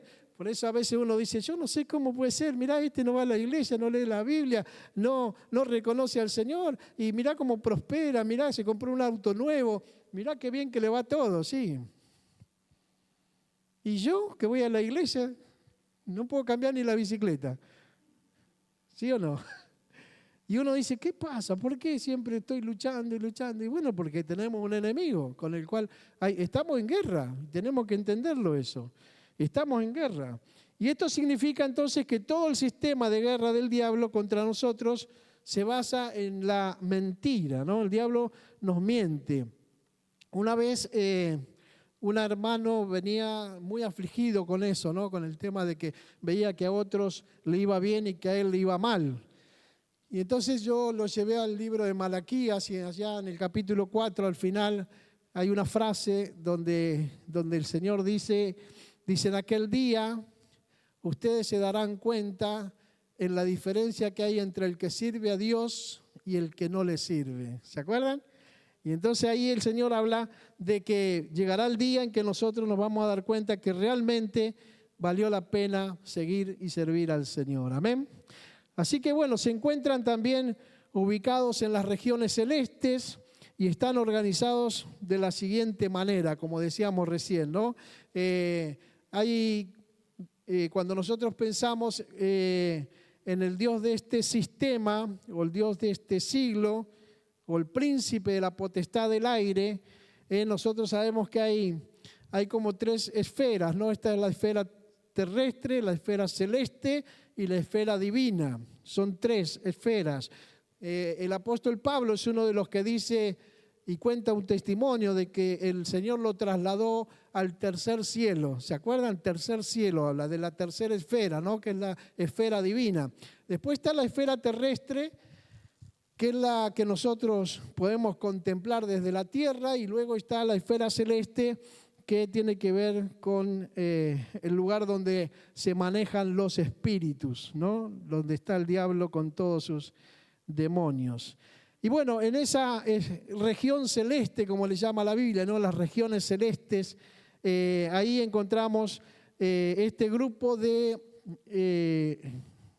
demonios que está organizado, como nos decía Pablo, ¿no? Él decía principados, y los principados son el primer rango de poder en el mundo de maldad. Son espíritus territoriales, que son espíritus que guían pueblos y actúan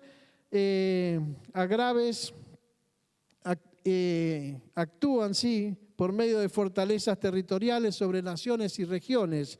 Esos son los principados, están como organizados, ¿no? Como si fueran, nosotros pensamos en un presidente, en un gobernador, en un intendente, por decir así, un poquito de esa manera, ¿no? Después vienen las potestades que dirigen más zonas amplias, realizan actividades específicas, por ejemplo, trayendo géneros de maldad sobre las personas, por ejemplo, zonas con prostitución, alcoholismo, pobreza, violencia, drogas. Y vieron que nosotros vemos, por ejemplo, en determinadas ciudades o determinados barrios, vemos que hay como patrones, ¿no? Es decir, bueno, hay barrios que se maneja mucho la prostitución y hay otros barrios donde se maneja mucho el alcoholismo, hay barrios que son muy pobres, ¿no es cierto?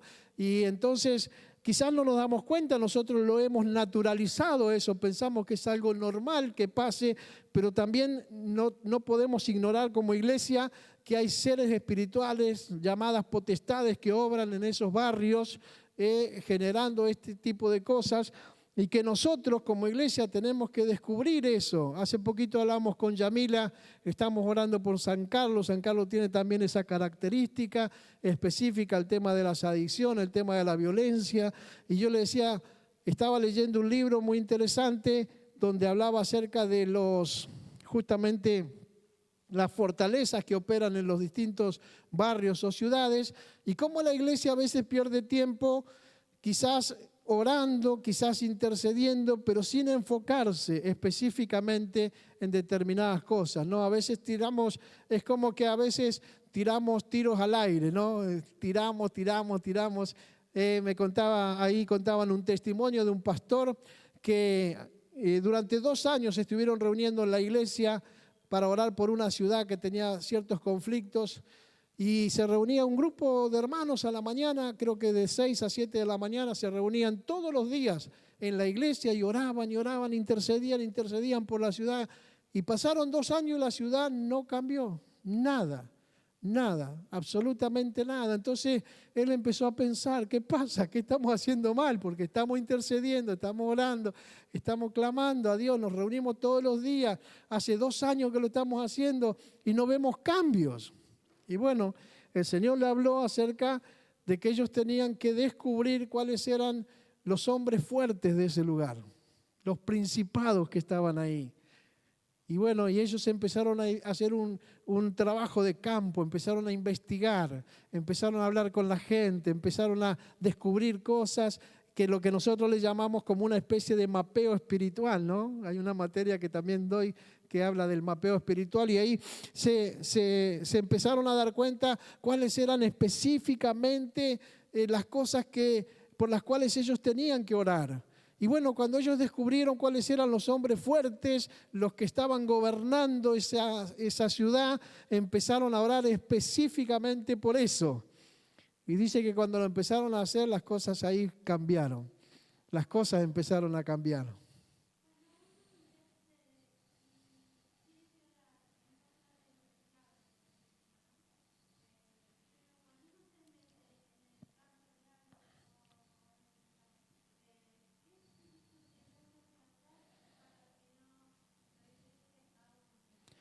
No,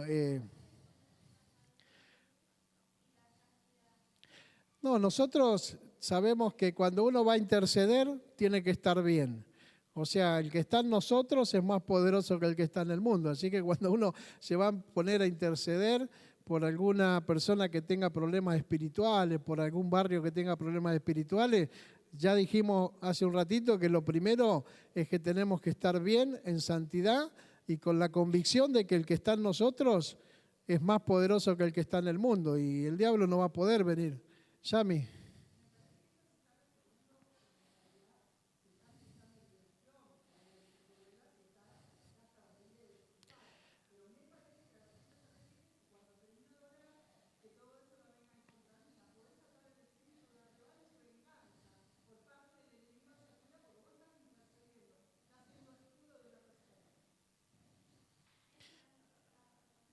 Bien, bueno, bien, está bien, ya te respondió Yami. Gloria a Dios. Bueno, entonces cuando intercedemos, tener bien claro sobre qué vamos a interceder, qué es lo que por qué nos vamos a poner en la brecha. Y es bueno eso, ¿no es cierto?, que nosotros tengamos bien claro y no estemos orando en general, ¿no? Vieron que a veces nuestras oraciones son, Señor, bendice la iglesia. ¿Pero qué querés que bendiga Dios de la iglesia? No, Señor, bendice esta familia. ¿Pero qué querés? Entonces una cosa es decir, bueno, ¿tiene problemas económicos? Bueno, nos enfocamos en el problema económico. ¿Tiene problemas de salud? Nos enfocamos en el problema de salud. ¿Tiene problemas de relaciones, conflictos en la familia? Bueno, nos enfocamos en el tema ese. Pero no en general, ¿no? Que a veces nuestras oraciones no tienen un enfoque claro y estamos tirando tiro al aire y no le pegamos a nada, ¿no? Bueno, después están las huestes de maldad, que son conjuntos de soldados en campaña destinados a corromper los individuos e impedir la propagación del evangelio. Levantan fortalezas personales a través del pecado. Bien, bueno, los objetivos, ¿cuáles son del enemigo? Los objetivos de Satanás. Bien, en el mundo traen problemas sociales, corrupción, desintegración familiar. Son por lo menos 3 cosas, hay muchas más, ¿no? Pero principalmente el diablo se enfoca para que en el mundo existan estas cosas, ¿no? Problemas sociales, corrupción, desintegración familiar. Así que esto a nosotros nos ayuda a poder enfocarnos un poco también, ¿no? Nosotros esto lo vemos a diario, los problemas sociales que vemos son tremendos, la corrupción ni hablar y la desintegración familiar también. ¿Cuántas familias vemos que se están desintegrando, que se están destruyendo? Bueno, nosotros tenemos que enfocar nuestra intercesión y nuestra batalla directamente ahí, ¿no? En la iglesia también tiene él un enfoque, trae descrédito de la obra del Espíritu Santo, para que la gente no crea, del mover de la iglesia, que la gente desconfíe. Vieron que mucha gente no quiere venir a la iglesia porque, bueno, tiene un montón de ideas que el diablo le pone en la cabeza raras, ¿no? Tentaciones a través de los pecados de la carne, el diablo trabaja en todo eso. En el individuo ocupan áreas de su vida, ya sea en el cuerpo, en el alma o en el espíritu, ¿no? La Biblia dice que nosotros somos un ser tripartito, o sea que tenemos cuerpo, alma y espíritu, y el diablo se ocupa de trabajar en nosotros para generar todo un desequilibrio en alguna de estas áreas, ¿no?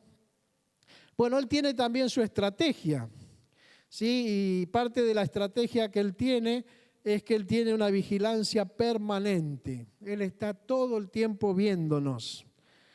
Amén.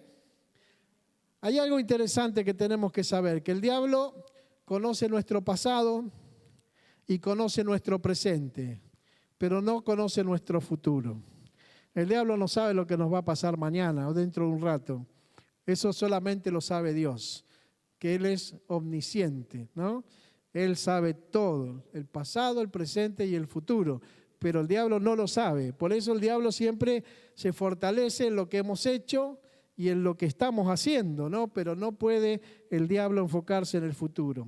Pero la idea de la estrategia del diablo es vigilarnos permanentemente. 1 Pedro 5:8 ¿no es cierto?, nos habla de qué, de que el diablo anda como un león rugiente, viendo a ver a quién se puede devorar, ¿no? Entonces el león rugiente anda allí dando vuelta y vuelta, viendo a ver en qué momento puede agarrarnos o distraídos, o débiles, o fríos, o distantes, o solos, y entonces ahí nos ataca, ¿no?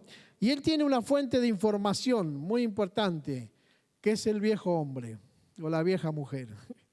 El viejo hombre o la vieja mujer, ¿no? Que tiene que ver con nuestra vieja vida, bueno, sí, con nuestra vieja vida, ¿no? Y entonces él tiene esa fuente de información, él sabe todo lo que nosotros hicimos, todo por lo que hemos pasado, conoce toda nuestra historia, y entonces esa es una fuente de información que él utiliza, ¿no?, para estar ahí pendiente todo el tiempo a ver si nosotros volvemos a caer en la misma tentación. La segunda, bueno, justamente la tentación o la influencia es que el diablo todo el tiempo está tratando de danzar contra nosotros dardos que van dirigidos a la mente y enfocados. Siempre decimos que una de las grandes batallas que tenemos contra el enemigo los cristianos es en la mente, ¿no? Hay un tema que nosotros compartimos en los retiros que es la batalla de la mente, y ahí aprendemos sobre cómo el diablo envía dardos todo el tiempo a nuestra mente, porque si el diablo logra meter cosas en nuestra cabeza, afecta nuestra vida emocional, ¿no es cierto?, nuestras emociones, y eso afecta nuestras acciones. Y a veces viene el diablo con un pensamiento y ese pensamiento empieza a madurar y a crecer y a desarrollarse y afecta nuestra vida emocional y nos lleva a hacer cosas que nosotros quizás no queríamos hacer, pero las terminamos haciendo. Pero es una batalla, ¿no? Por eso, interesante es que tenemos que saber que el diablo a veces tira esas cosas, tentaciones o influencias que son dardos, ¿no? Siempre conociendo las cosas que a mí me gustaban antes, las cosas que me agradaban, las cosas que me hacían bien antes, entonces el diablo, como las conoce, siempre me tira algo para ver si yo vuelvo a cometer el mismo error. Luego la posesión o la atadura, que es cuando el diablo levanta fortalezas para producir esclavitud, ¿eh? El diablo no solamente, digamos, nos tienta, sino que también intenta poseernos o generar ataduras, levantando fortalezas para producir esclavitud, para tomar el control de las tres áreas en la vida de la persona, ¿no? En el cuerpo, en el alma y en el espíritu. También a través de puertas abiertas, y las puertas abiertas son las que dejamos nosotros para que el pecado entre, ¿no? A veces nosotros no cuidamos algunas áreas de nuestra vida. Por ejemplo, en la escuela bíblica nosotros le enseñamos a los nenes, cuidadito los ojitos lo que miran, cuidadito los oídos lo que oyen, ¿no? Y bueno, nosotros que somos grandes ya no cuidamos esas cosas. Entonces miramos cualquier porquería, oímos cualquier cosa, dejamos que las puertas se abran y entonces el pecado entra, pero estrepitosamente, ¿no? Entonces yo creo que el diablo utiliza estas cosas que nosotros descuidamos. Cuando le abrimos la puerta al diablo, el diablo la aprovecha. El diablo lo que más quiere es destruirnos. Por eso me llama la atención ahí cuando dice robar, matar y destruir, ¿no? Entonces el diablo nos quiere ver arruinados de nuevo como antes. Por eso nosotros no podemos dejar puertas abiertas. Las puertas hay que cerrarlas, y todas las cosas que hemos hecho en el pasado tienen que ser cerradas para que el diablo no tenga oportunidad de volver a influenciarnos y tentarnos y llevarnos otra vez por ese camino. Así que, bueno, acá vimos cuál era el objetivo, cuál era su estrategia y también contra quién debemos hacer guerra, ¿no? Porque a veces pensamos que solamente tenemos que hacer guerra contra el diablo, pero tenemos varias batallas nosotros. Por ejemplo, tenemos que batallar contra la carne, ¿no? La Biblia nos habla mucho acerca de la carne. La carne, ¿qué sería la carne para nosotros? Esto, esto es panza, no es carne. ¿Eh? La carne, y vieron que se hace una mención a lo carnal y a lo espiritual, ¿no? A lo carnal tiene que ver con, dentro de nuestro lenguaje, carnal o también mundano, le llamamos nosotros, ¿no? A nuestro estilo de vida que no tiene que ver con Dios. Por eso decimos que hay cristianos espirituales y hay cristianos carnales, ¿no? Están los cristianos, eso está en 1 Corintios, que no lo podemos ver ahora porque nos lleva, pero ahí habla de las 3 clases de cristianos y de las 3 clases de espíritu. Está el espíritu, bueno, de Dios, el espíritu carnal o natural y el espíritu diabólico también que opera en la vida de muchas personas, ¿no? En 1 Corintios. Entonces, el tema es, también habla ahí de la sabiduría de Dios, sabiduría natural y sabiduría diabólica. Entonces muestra las 3 clases de personas que existen, ¿no? En el ámbito espiritual. Pero bueno, ¿contra quién debemos hacer guerra? Primero contra la carne, ¿no? Porque la Biblia dice que la carne, ¿qué es? Débil. ¿Qué significa eso?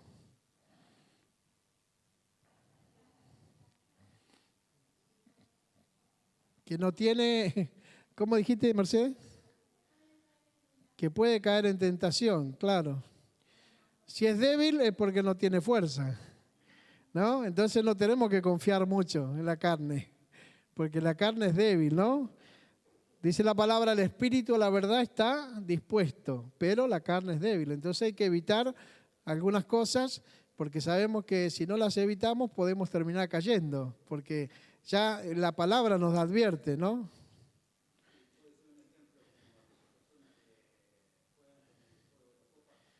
Bueno, eso tiene que ver con el ocultismo, pero sí, cualquier cosa que hagamos nosotros que no tiene que ver con Dios, pero esto más específicamente, eso tiene que ver más con el tema del ocultismo, de lo espiritual en cuanto a prácticas ocultistas.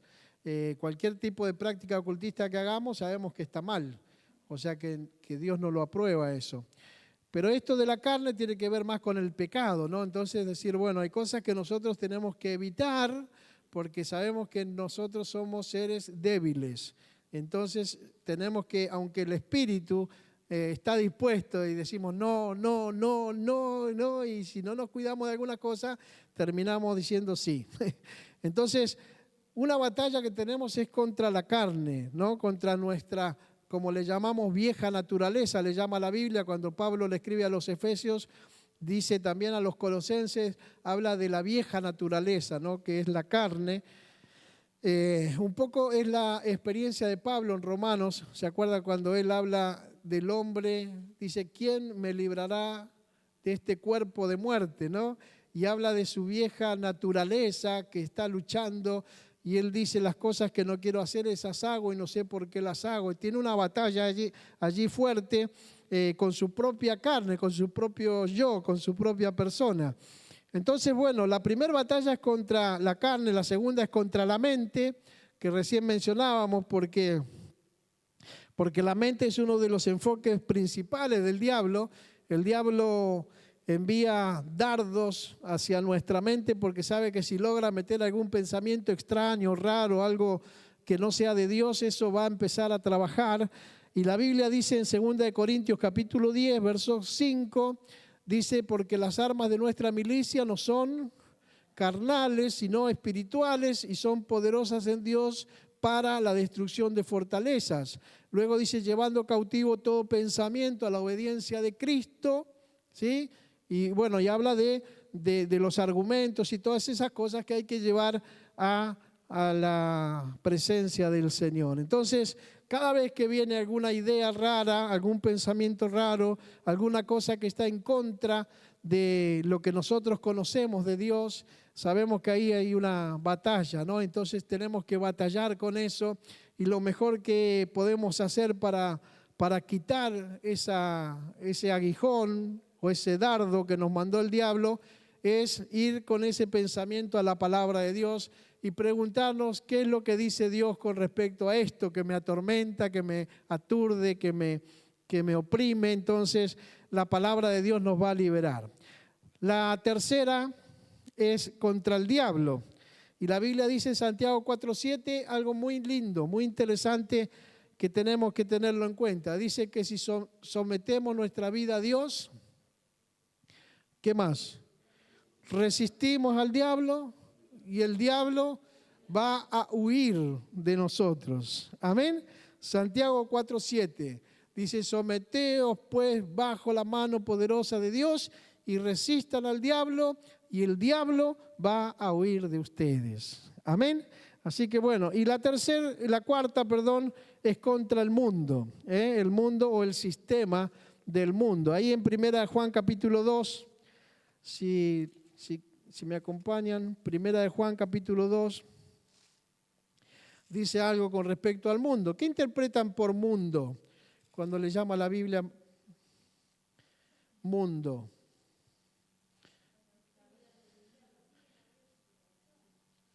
Los que no tienen a Dios, la vida cotidiana.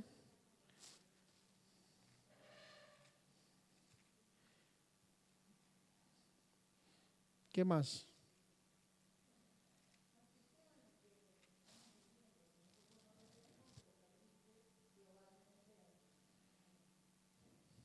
Bien. ¿Lo querés decir un poquito más fuerte?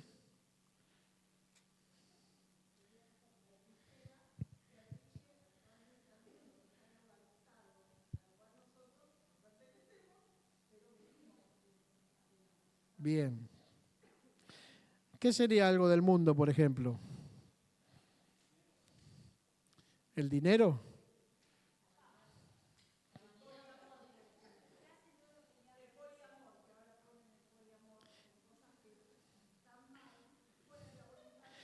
El dinero, para aclararlo, el dinero no es malo en sí mismo, sino la Biblia dice que el amor al dinero es lo malo. O sea, ojalá Dios nos dé mucha plata, pero que no amemos el dinero más que a Dios. El problema es cuando el dinero pasa a ocupar el lugar de Dios, ¿no? Entonces, ahí es el problema, ¿no? Dice que la raíz de todos los males es el amor al dinero, no el dinero. El dinero es bueno, ¿no? Bien. Sí, porque todos oramos para llegar a fin de mes, ¿no? Necesitamos más dinero, pero no es que amemos el dinero, gloria a Dios. Bueno, bien lo que decía Yamila, ¿no? El sistema del mundo.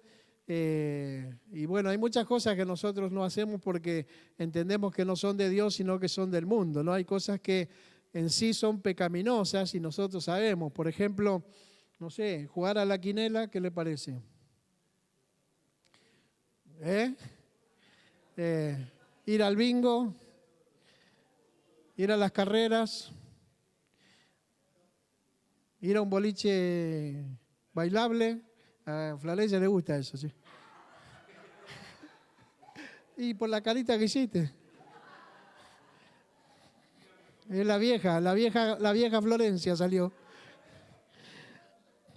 Pero bueno, hay muchas cosas que tienen que ver con el mundo, que tiene que específicamente cuando hablamos del mundo son las cosas que están en contra de lo que Dios establece, ¿no? Las cosas que, por ejemplo, hay muchas cosas que el mundo nos ofrece todo el tiempo, que parecen lindas, parecen agradables, pero que no son de Dios. Y cuando Juan escribe, él le habla a los padres, le habla a los hijos, le habla a todos ahí, y al final, en el capítulo 2, versículo 5 de Primera de Juan, versículo 15, termina diciendo así: no améis al mundo, ¿sí? Ni las cosas que están en el mundo. Porque si alguno ama al mundo, el amor del Padre no está en él.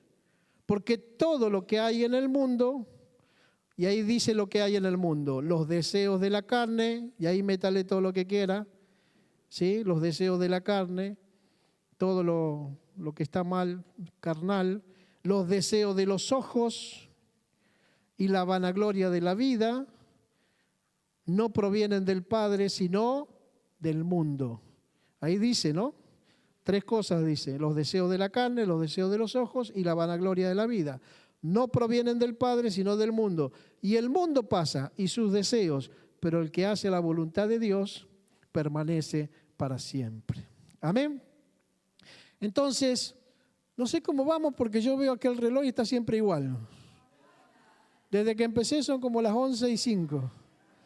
¿Eh? Ah, ¿no anda? 8:35, bien. Bueno, bien ahí.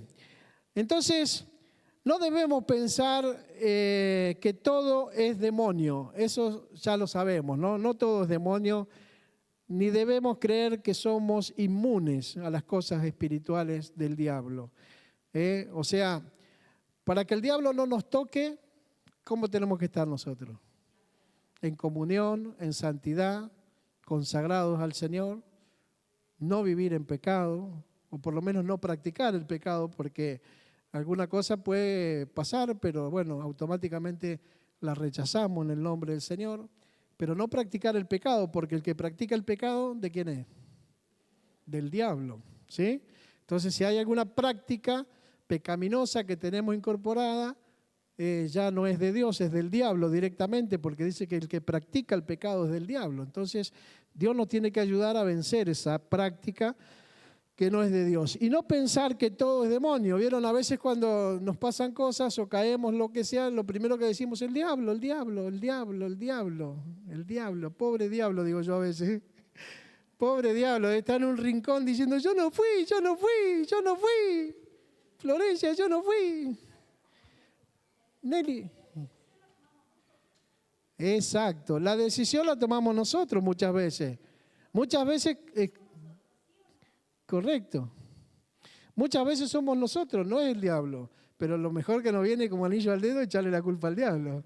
El diablo fue, y pobre diablo, ¿no? Porque a veces el diablo no hace nada y bueno, aunque tiene la intención, ¿no? Pero también muchas veces somos nosotros, que cedemos, que caemos, que bueno, que hacemos las cosas que no tenemos que hacer.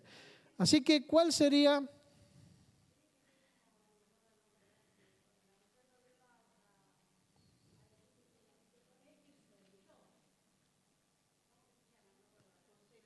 José. Bien, sí.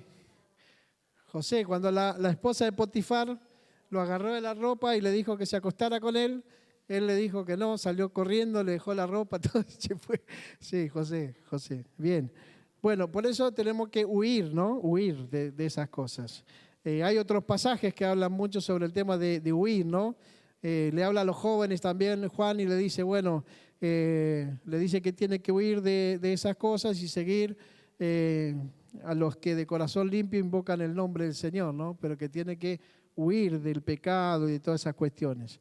Bueno, ¿cuál sería nuestra defensa espiritual entonces o nuestra armadura? Ahí en Efesios capítulo 6, verso 13 en adelante, también Pablo nos explica un par de cosas, nos habla del cinturón de la verdad, porque nos habla de ponernos toda la armadura de Dios, ¿no? Dice que nosotros como cristianos tenemos que armarnos, ¿no? Y ponernos la armadura.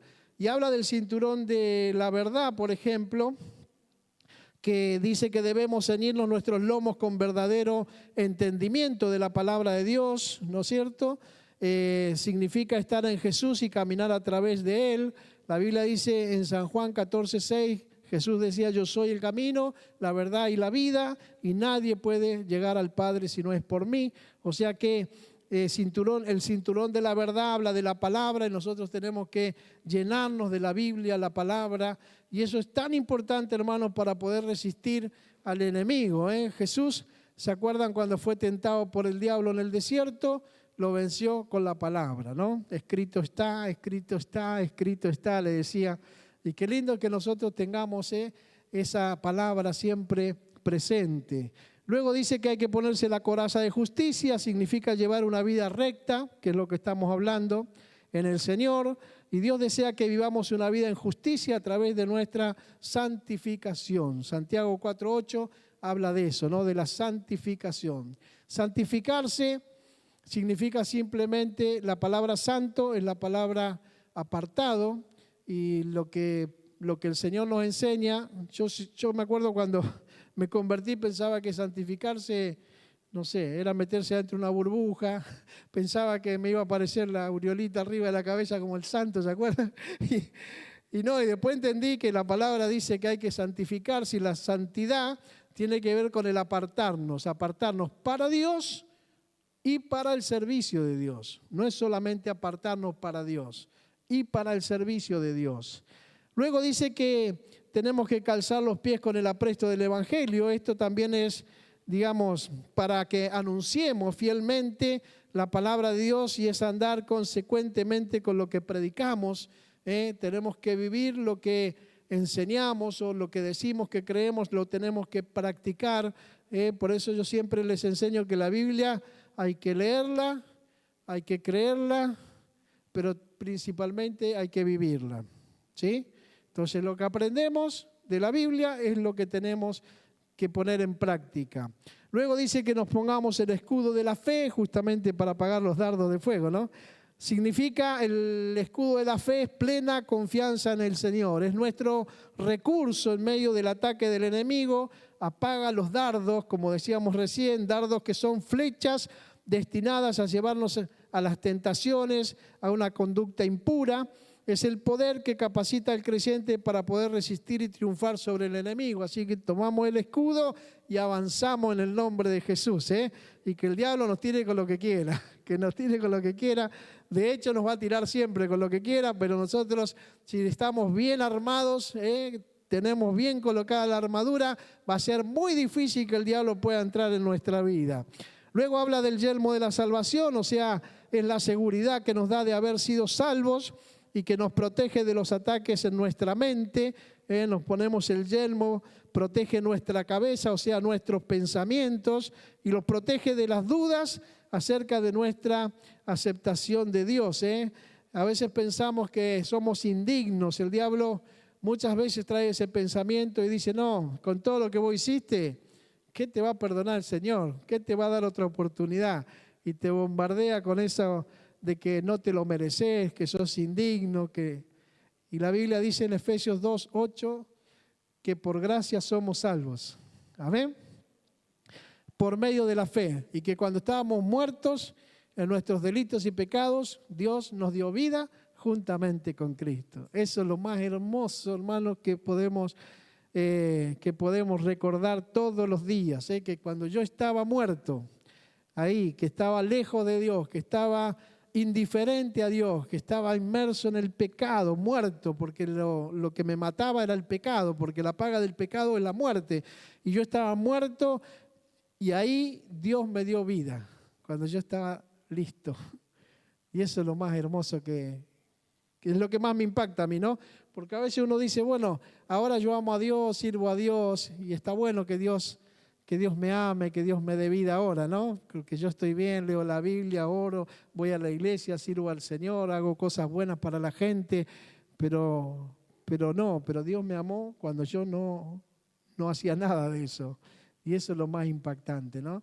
Por eso cuando viene el pensamiento de la indignación, que el diablo te quiere hacer creer que eres indigno, que no valés, que no servís, que no podés, que Dios no te va a perdonar o que Dios no se va a olvidar de lo que hiciste, decirle al diablo que se vaya, mentiroso, en el nombre de Jesús. Amén. Y luego dice la espada del Espíritu, que es el arma ofensiva, es el uso de la palabra enviada a través del Espíritu Santo, quien la proporciona, ¿no? La eficacia. La palabra que nos da eficacia, debemos mantenerla en nuestra boca y pelear a través de ella, porque Jesús, dice la Biblia, venció a través de la palabra. Como decíamos recién, Mateo capítulo 4, del 1 al 11, encontramos a Cristo venciendo al diablo a través de la palabra. Ahora, bueno, esta es la armadura que el Señor nos dio, y también el arma que Dios nos dio es la oración y es la intercesión. Pero también hay otras armas que el Señor nos dio. Y las voy a mencionar medio rapidito. Otra de las armas que el Señor nos dio es el nombre de Jesús. Amén. Marcos 16:17, ¿quién se acuerda lo que dice? ¿Se acuerdan? Marcos 16:17 está la gran comisión. pero por Marcos. Está la de Mateo 28, está la de Marcos 16, 17, cuando Jesús dice, en mi nombre echarán fuera demonios. Amén. Así que tenemos ahí un arma tremenda que es el nombre de Jesús. Cuando estuvimos dando el año pasado principios de poder, vimos justamente esta arma tremenda que el Señor nos dio, que es el nombre de Jesús, y lo estudiamos minuciosamente, y ahí aprendimos que el nombre de Jesús es tremendamente poderoso. Es tan poderoso que Jesús dijo que nosotros en el nombre de Jesús podíamos echar fuera a los demonios. Luego también la sangre de Cristo. ¿Cuántos han clamado a la sangre de Cristo? Han dicho, la sangre de Cristo tiene poder. ¿Cuántos han tenido guerras espirituales cuando están durmiendo? Cuando están durmiendo, que viene el enemigo y los ata y los tira por un precipicio, ahí no se pueden mover, están inmovilizados y están ahí desesperados porque ya vos lo tenés a Néstor al lado y no lo podés tocar, no le podés hablar, no le podés... ¿Sí o no? Tremendo, tremendo. No sé quién ha tenido esa experiencia, pero ha sido terrible. Esas experiencias, ¿no es cierto? Cuando nosotros nos dormimos, ahí el diablo aprovecha para venir y hacernos alguna cosita, ¿no? Pero cuando mentalmente nosotros empezamos a decir, la sangre de Cristo tiene poder, la sangre de Cristo tiene poder, y entonces ¡puf!, se rompe todo eso y el diablo tiene que desaparecer, ¿no? Por eso dicen que la sangre de Cristo es nuestra protección y también el fundamento de nuestra victoria, porque es la sangre de Cristo la que nos redime, ¿no? No hemos sido comprados con plata ni con oro, sino con la sangre preciosa de Cristo, ¿no? Miren, es el precio que el Señor pagó. Y también la sangre de Cristo nos limpia, dice 1 Juan 1:9, nos limpia de todo pecado. Así que la sangre de Cristo tiene poder, poder para que el diablo huya, poder para redimirnos, poder para perdonar y para limpiar nuestros pecados. Luego hay otra herramienta, otra arma tremenda que es la alabanza. Acá hay muchos que cantan, ¿no? Y la alabanza es muy importante porque vemos un montón de historias en la Biblia que no vamos a mencionar, pero donde usaron la alabanza como una arma tremendamente poderosa, ¿no? Y dicen que la alabanza cumple 3 propósitos básicos. Primero, honrar a Dios. Cuando nosotros alabamos, honramos a Dios. La segunda cosa muy importante es que aterroriza al enemigo y lo confunde. No sabe el lío que se arma cuando empezamos a cantar y empezamos a alabar y empezamos a adorar. Ustedes quizás no se imaginan lo que pasa en el mundo espiritual. Porque yo quiero decirle algo importante. A veces no percibimos lo que le voy a decir ahora, pero muchas veces a la iglesia viene gente con un montón de espíritus malos. Viene gente, usted dice, pero ¿cómo, pastor? ¿En la iglesia va a haber gente con espíritus malos? Sí, adentro de la iglesia. ¿Cómo creen ustedes que cuando nosotros hacemos el llamado y empezamos a orar, la gente se manifiesta? ¿De qué se manifiesta? De los diablos que tiene adentro. ¿Y dónde estaban los diablos? Estaban ahí sentados mientras nosotros cantábamos. Pero le pegamos cada cachetazo mientras empezamos a adorar y a cantar. Lo empezamos a confundir, el diablo no sabe ni dónde está. Porque él viene para hacer maldades. Pero resulta que después termina siendo echado fuera en el nombre de Jesús. Amén. Así que cuando alabamos, mi hermano, hay un poder increíble que aterroriza al enemigo y lo confunde. Y hay pasajes bíblicos a montón, pero después se los voy a mandar porque si no, no terminamos más. Anima al cristiano también en tercer lugar mientras espera su victoria. Cuando adoramos al Señor y cantamos, allí estamos esperando. Viene el pasaje que mencionó Jorge, cuando Pablo y Silas estaban en la cárcel, ¿no? Bien ataditos ahí las manos, bien los pies, estaban allá con el cepo, estaban metidos en el calabozo de más adentro, pero ellos dos cantaban himnos al Señor. Cantaban. ¿Y qué hacían? Esperaban la manifestación del poder de Dios y esperaban un milagro de parte de Dios. Y Dios lo hizo. Las cadenas cayeron, los grillos se rompieron, las puertas se abrieron y salieron libres para la gloria del Señor. Amén.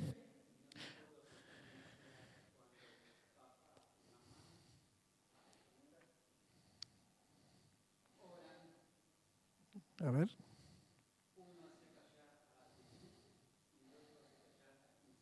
Amén.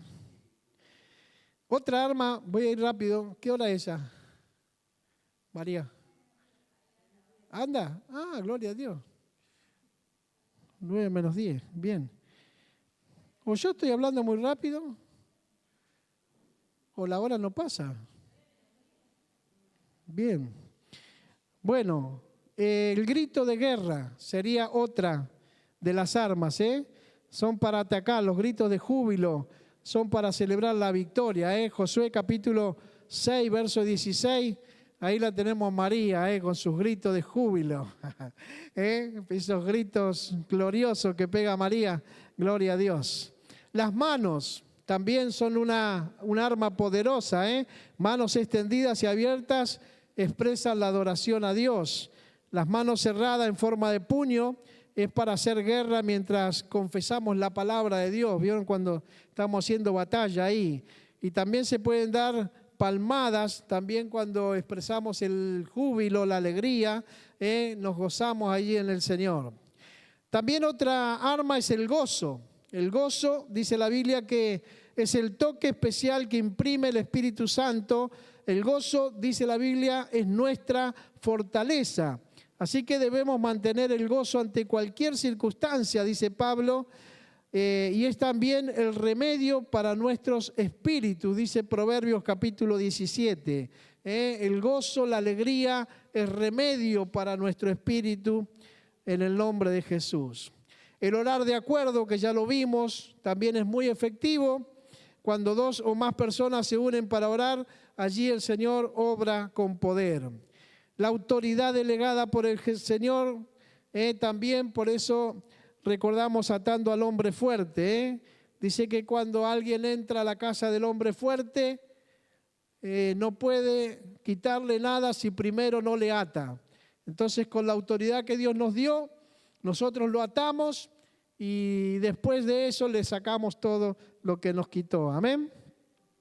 También, bueno, está el ministerio de los ángeles que el Señor nos dio en la guerra. También ellos participan de la guerra espiritual con nosotros. Son esos espíritus que le llama la Biblia ministradores, que hacen avanzar el ministerio de Jesús y de su iglesia. En Hebreos 1:14 nos habla acerca de eso. Forman ellos como una sociedad estructurada con diferentes niveles también de autoridad, como veíamos del diablo que tenía sus niveles de autoridad. También los ángeles tienen niveles de autoridad de acuerdo al orden que Dios les ha establecido. Y ahí, por ejemplo, aparecen los arcángeles. ¿Ha escuchado que hay arcángeles? ¿Sí? Esos son el primer rango político y de poder, ocupan la más alta dignidad en las huestes celestiales, y allí están en Judas capítulo 9, en Daniel capítulo 12, en Apocalipsis capítulo 1 aparecen los arcángeles, hablan de los arcángeles. Luego aparecen los ángeles, que son mensajeros activos para la edificación del reino sobre la tierra, y ahí, bueno, muchos ángeles vemos a través de la Biblia que aparecen, ¿no es cierto?, llevando y trayendo mensajes y también obrando sobre el pueblo de Dios. Luego están los querubines que guardan el trono de Dios, su presencia y su gloria. ¿Se acuerdan allá? Génesis 3:24 nos habla de eso, pero también hay muchos pasajes que nos hablan de los querubines y también de los serafines, que los serafines son los que glorifican a Dios, supervisando el culto celestial y revoloteando por encima del trono. Por ejemplo, Isaías tuvo una visión después que murió el rey Usías. Nos cuenta que él llegó a la ciudad de Jerusalén, entró al templo y en el templo tuvo una visión, vio un trono alto y sublime y dice que había uno sentado allí en el trono y las faldas llenaban toda la casa. Y luego él escuchó que había allí seres espirituales, angelicales que volaban y decían: Santo, Santo, Santo es Jehová de los ejércitos, toda la tierra está llena de su gloria. En Isaías capítulo 6 nos cuenta esa historia hermosa de que el profeta Isaías pudo ver a esos serafines y que tenían 6 alas y nos explicaba todo lo que él había visto. Así que también nosotros tenemos, no estamos solos en la batalla. Así como el diablo tiene su ejército para hacernos la guerra, nosotros también tenemos a nuestro favor, lo tenemos por supuesto al Señor, pero también tenemos un montón de seres angelicales que el Señor ha destinado para que nos acompañen en esta batalla. Están los arcángeles, los ángeles, los querubines, los serafines, y cada uno de ellos tiene también una función especial para acompañarnos en esta batalla. Así que como conclusión, lo que la Biblia nos dice es que Dios es un varón de guerra. Isaías 42:13 nos habla de esto, amén. Dice que el Señor es un varón de guerra. O sea que hay una guerra real, una guerra espiritual, que nosotros tenemos que entender que tenemos que pelear. Por eso Pablo, cuando se está por ir, ya cuando él está por morir, y le escribe a Timoteo, él dice, una de las cosas que dice, he guardado la fe, bueno, pero él dice, he peleado la buena batalla. He peleado la buena batalla. Pablo es uno de los que más términos podemos decir, de ejército utiliza. Él dice que nosotros debemos ser buenos soldados de Cristo, ¿sí? Habla de que nosotros tenemos que ser soldados. Habla de la pelea, de la batalla. Y así, bueno, hay muchas referencias de Pablo a la guerra, ¿no? A la guerra. Y yo creo que es muy importante que nosotros entendamos esto. Porque si nosotros no entendemos que estamos en una guerra espiritual y que el enemigo está vivo y activo en el planeta Tierra, y que si nosotros no batallamos contra él y lo echamos de nuestros territorios, entonces él va a tomar posesión de lo nuestro, y nosotros vamos a terminar perdiendo todo lo que tenemos, porque él vino a eso. Vino a robarnos, a matarnos y a destruirnos. Entonces yo no puedo dejar que él haga eso, ni con mi vida, ni con mi familia, ni con mi economía, ni con nada de lo que Dios me dio. Yo tengo que ponerme en pie de guerra, como dicen, ¿no? Y entender que lo tengo que reprender, que atar y que echar fuera de mis entornos, ¿no? De mi familia, de mi trabajo, de mi vida. Y entonces, si Él es un varón de guerra, bueno, Él nos llamó a nosotros a ser parte de su ejército. Dios nos llamó a que seamos buenos soldados y a que peleemos la batalla de la fe. Amén. Y lo bueno es que no tenemos que estar solos, porque Josué capítulo 14, verso 5 nos habla de que no estamos solos en la guerra, ¿no? Porque Él está con nosotros y todo este hermoso ejército celestial también está con nosotros. Y a veces no nos damos cuenta, como le pasó, ¿se acuerdan a Eliseo? Y a Giesi, principalmente a Giesi, que era el siervo de Eliseo. Aquel día cuando el rey mandó su ejército para rodearlo a Eliseo porque el profeta estaba recibiendo revelación de la estrategia que el rey tenía contra el pueblo del Señor. Y entonces cada vez que el rey de Siria venía contra el pueblo de Dios estaba preparado, y entonces el rey se volvía loco y decía, ¿cómo puede ser si yo tengo a mis generales en un lugar privado, oculto, ahí organizamos cómo los vamos a destruir y cuando llegamos allá ellos ya saben lo que nosotros vamos a hacer? ¿Cómo saben? Y el rey pensaba que había uno que pasaba la información, y entonces le dijeron, no, lo que pasa es que hay un varón de Dios que entra a la presencia de su Dios y su Dios le muestra lo que nosotros estamos preparando en oculto acá, lo que estamos organizando, la estrategia que estamos armando para destruirlos, y Dios se la revela. Y entonces ese profeta va y le dice a su rey lo que va a pasar, y entonces ellos se preparan. Y este rey de Siria se enojó tanto que dijo, averigüen dónde está, dónde vive, y mandó un ejército tremendo, ¿no? Mandó un ejército tremendo y lo rodeó toda la casa. Se ve que era de madrugada y de repente allí escucha Giesi, escucha ruido afuera de la casa, y cuando se asoma por la ventana ve que estaba lleno de soldados y de carros con soldados alrededor de la casa, de todo de Siria, que venían a matarlos. Y Giezi le agarra el ataque, va y lo despierta a Eliseo y le dice, despertate, despertate, Eliseo, que nos están rodeando, nos van a matar. Y Eliseo se despierta medio así, no sé cómo, ¿no? Limpiándose la cara, los ojos, tranquilo. Y le dice, quédate tranquilo, Giezi, tranquilo, no te pongas nervioso, que más son los que están con nosotros que los que están con ellos. ¿Cuántos dicen amén a eso? Más son los que están con nosotros que los que están con ellos. Giezi lo mira como diciéndole, está loco este, ¿qué le pasa?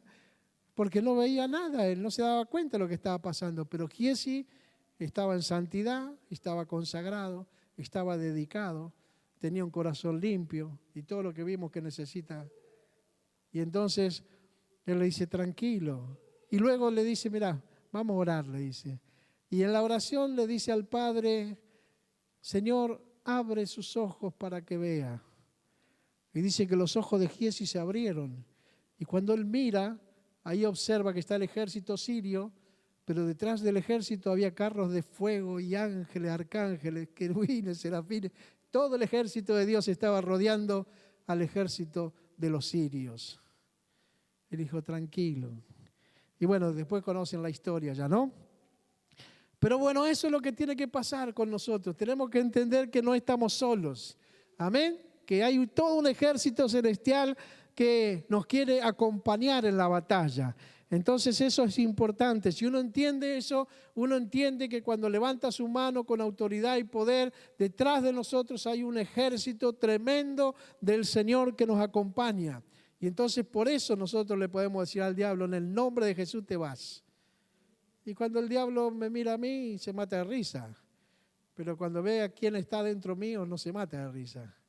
Y cuando ve el ejército celestial que está detrás de mí, no se mata de risa.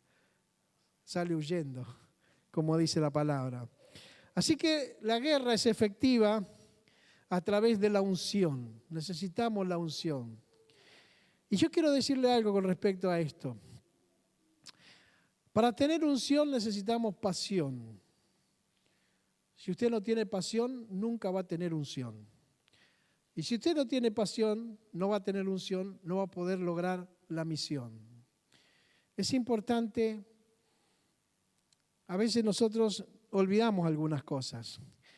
Jesús decía, el Espíritu del Señor está sobre mí, por cuanto me ha ungido Jehová el Señor. ¿Para qué me ungió? ¿No? Para enviar, para dar nuevas a las naciones, para sanar a los quebrantados de corazón, para darle vista a los ciegos, para todo, bueno, todo lo que dice después, ¿no? Entonces, el Señor lo unge porque Él tiene pasión y porque Él va a hacer algo con esa unción. Entonces, mi hermano, nosotros necesitamos unción. ¿Pero para qué? ¿Para qué? Para llevar adelante la misión. Y la misión que tenemos es la de conquistar el mundo para Cristo. Pero lamentablemente hay un Dios de este sistema y hay un príncipe de este mundo que no quiere que nosotros lo hagamos. Pero necesitamos la unción. Pero para que Dios nos unja necesitamos pasión. O sea, tenemos que sentir ese deseo desesperante de querer que la familia se salve, de querer que los amigos se salven, de querer que los vecinos se salven, de querer que la gente se salve, el verdulero, el carnicero y todos los demás se salven. Si yo tengo esa pasión, Dios me va a dar unción y eso me va a ayudar a entonces poder batallar para que eso suceda. Amén. Así que la Biblia dice que Dios conoce sus soldados y los cuenta. Dios sabe.